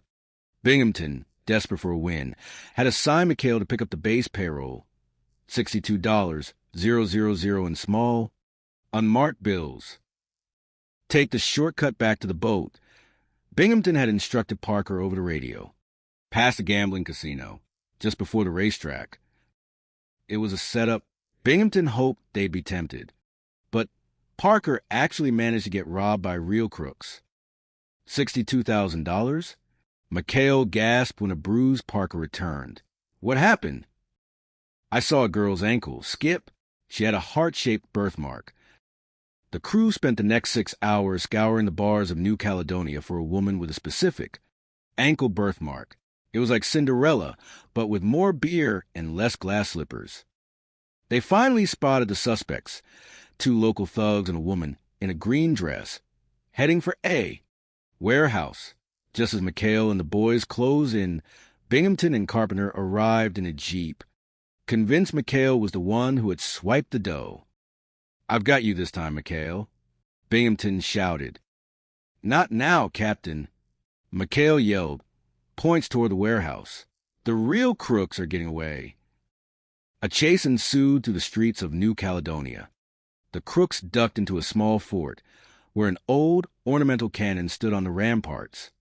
In a desperate move, they shoved a bag of money into the barrel of the cannon to hide it. McHale and the boys caught up. A fight broke out. In the confusion, Parker, trying to defend himself, grabbed a torch and accidentally lit the fuse of the old cannon. Boom! The cannon fired. It wasn't a shell that flew out, but a blizzard of green paper. $62,000 rained down over the streets like confetti. Binghamton stood in the middle of the paper storm, a $100 bill sticking to his forehead. What? What is this? That's the payroll, Captain, McHale said, brushing off his uniform. We found it for you. Binghamton started counting. 1, 2, 3, 5. Where's the other 20,000? A gust of wind caught the bills, swirling them up into the tropical sky.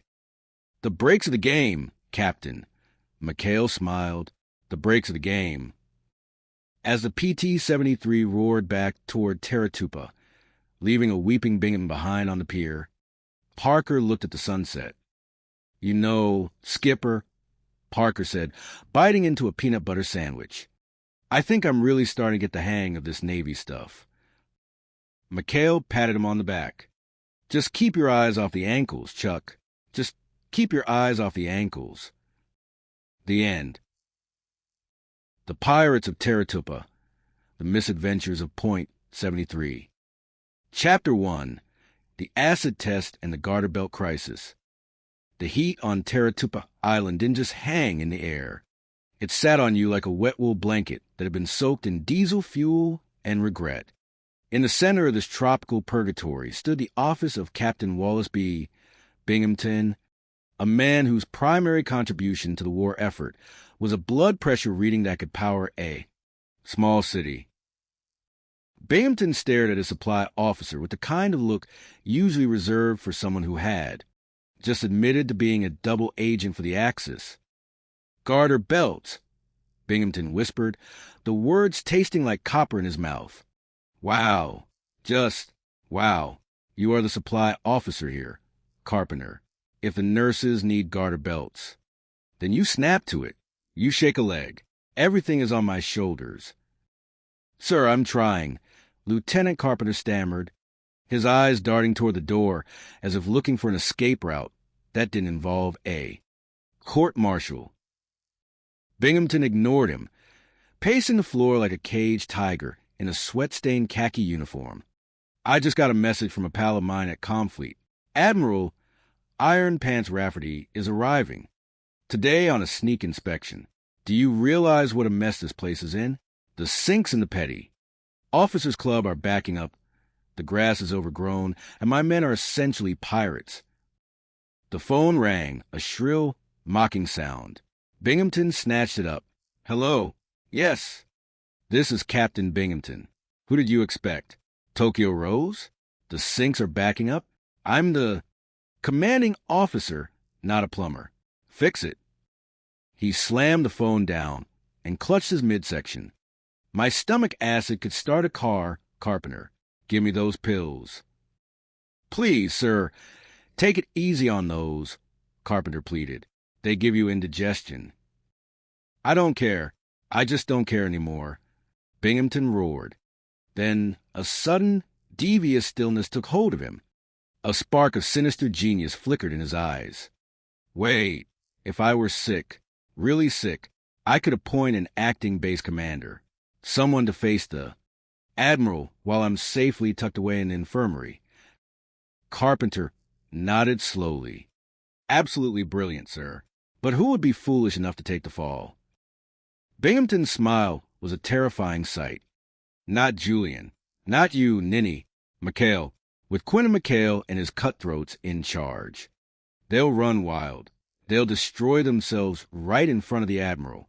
It'll be a massacre of incompetence, and I'll be the innocent victim of a sudden tropical ailment. Sir, you do look terribly sick, Carpenter said, catching on. I'll call the medic. Carmen, quick. The captain is dying.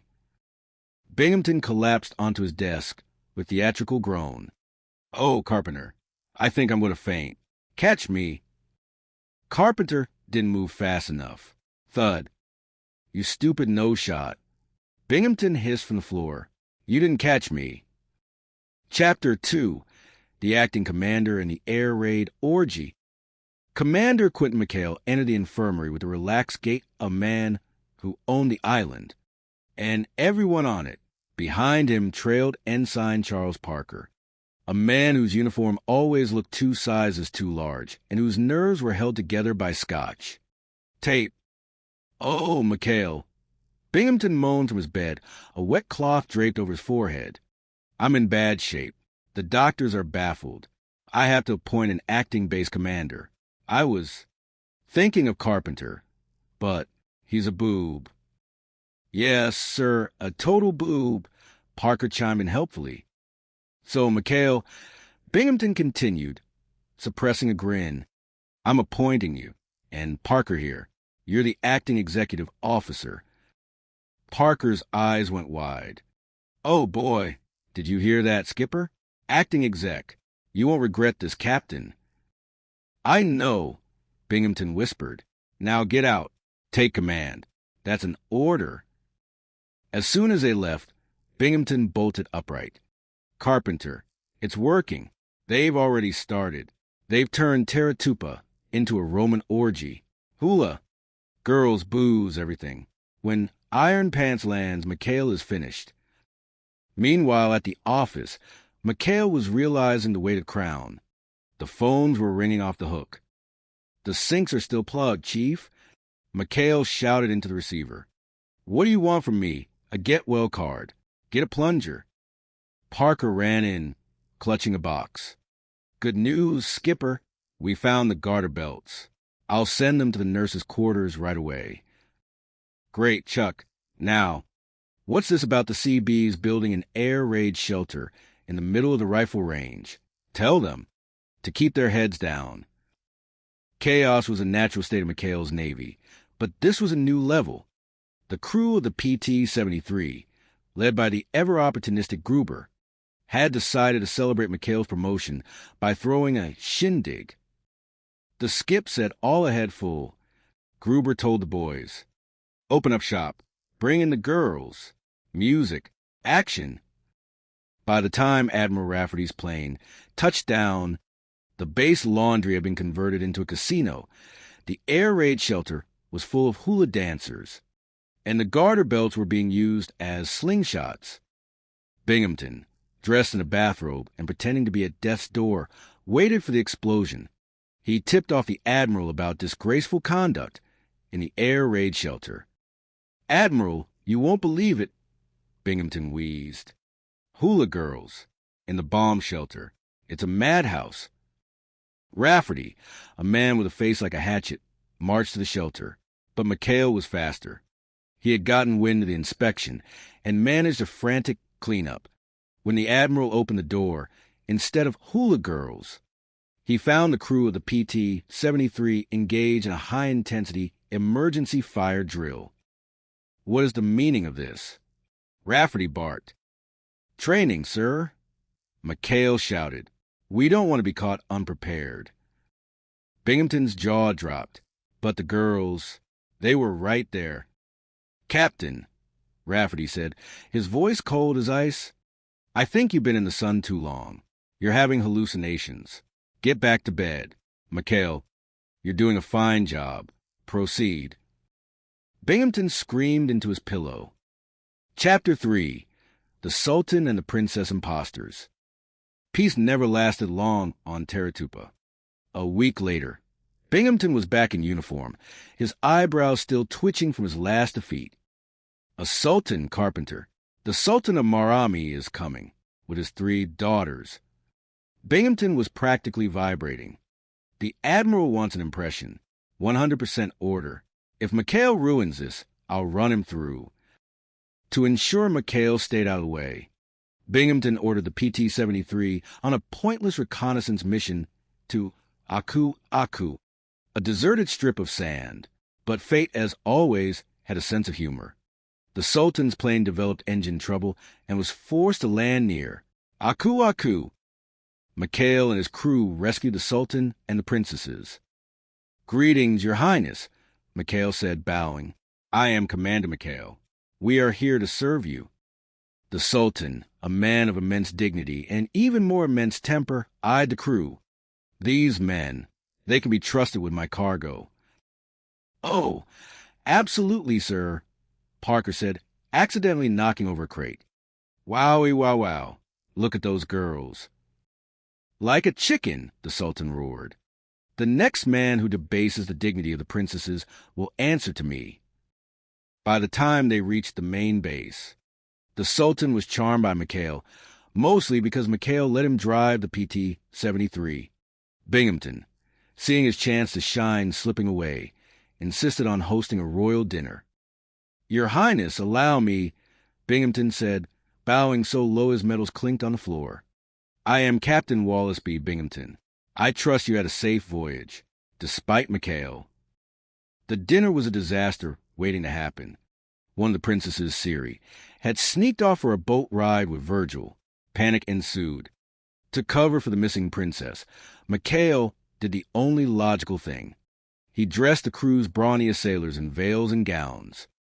My daughters will dance for you, the Sultan announced proudly. The princesses emerged. They were oddly muscular. Their movements were less graceful swan and more drunk sailor trying to find a latrine. Binghamton squinted. Is it just me, or does that princess have a 5 o'clock shadow? It's a native custom, sir, Mikhail whispered frantically. Hormonal imbalance due to the tropical climate. Binghamton, driven by a sudden suspicion, reached out and yanked the veil off the lead dancer. It was Ensign Parker. Phony, Binghamton screamed. Phony Balinese bunny. You're under arrest. The Sultan stood up, trembling with rage. You dare touch my daughter? You dare insult my house? I will radio Washington.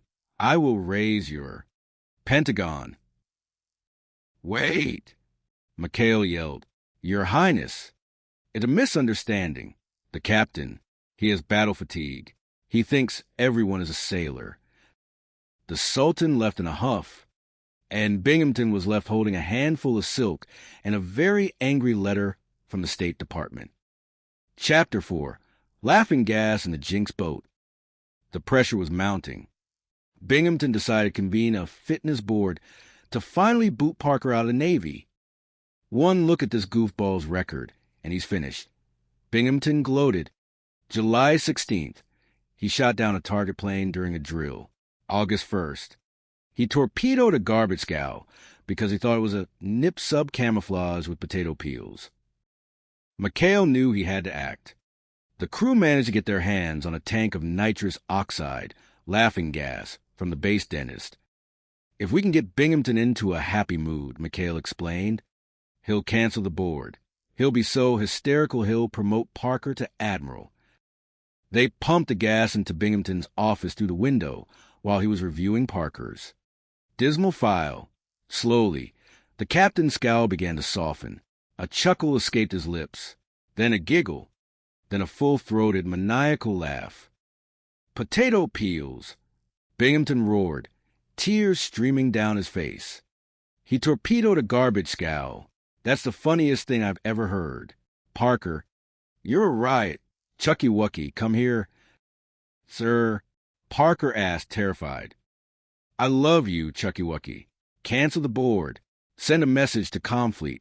Parker is a genius. But the gas wore off just as Admiral Shoemaker, the head of the fitness board, arrived. Binghamton, now coming down from his high, was found dancing on his desk with a bottle of champagne, singing the Old Gray Mare. Binghamton, Shoemaker barked. What is the meaning of this? I can explain, Binghamton stammered, his head spinning. Suddenly, an air raid siren wailed. A lone Japanese bomber appeared on the horizon. Parker, in a state of sheer panic, tripped, fell into a machine gun turret, and accidentally pulled the trigger. The bullets caught the bomber's fuel line, and the plane exploded in a spectacular fireball. Shoemaker was stunned. Magnificent! Anyone who would stand laughing in the face of death like that brave lad was born to. Be a combat officer. Board canceled. Give that man a medal. Binghamton fainted. Chapter 5. The Ghost of PT-13. The crew's luck finally seemed to run out when Binghamton assigned them a new boat, PT-13. "It's jinxed, Skip," Gruber whispered, looking at the rusted hull. "The original crew drowned. The second crew exploded. It's a floating Jonah." Binghamton had found an old report claiming the boat was haunted. He wanted the crew so scared they'd request a transfer to the front lines. "Tonight, you sail between the islands," Binghamton ordered, a wicked glint in his eye. That night, strange things started happening. Engines started by themselves. Ghostly voices echoed through the rigging. Lights flickered. "I'm getting out of here," Virgil yelled. "I ain't fighting ghosts." But McHale realized it was Binghamton and Carpenter using wires and projectors. He decided to play along, with a twist. The crew, dressed as ghosts, covered themselves in phosphorus. Then haunted Binghamton's own quarters. "Wally," McHale moaned, floating outside Binghamton's window, thanks to a complex pulley system. "We've come back from the big PT boat in the sky. We want the transfers. Wally." Binghamton shrieked. "Take them. Take the signatures. Just leave me alone." The next morning, McHale walked into the office with the signed papers. The spirits were very persuasive, Captain. Chapter 6, Sydney and the $62,000 cannon. The final showdown took place in New Caledonia. Binghamton had been tasked with picking up the base payroll, $62,000 in small unmarked bills. To trap McHale, he lost his wallet near the cruise camp, hoping they'd steal it. But a local resident got to it first. Sydney, a 6-foot alligator with a taste for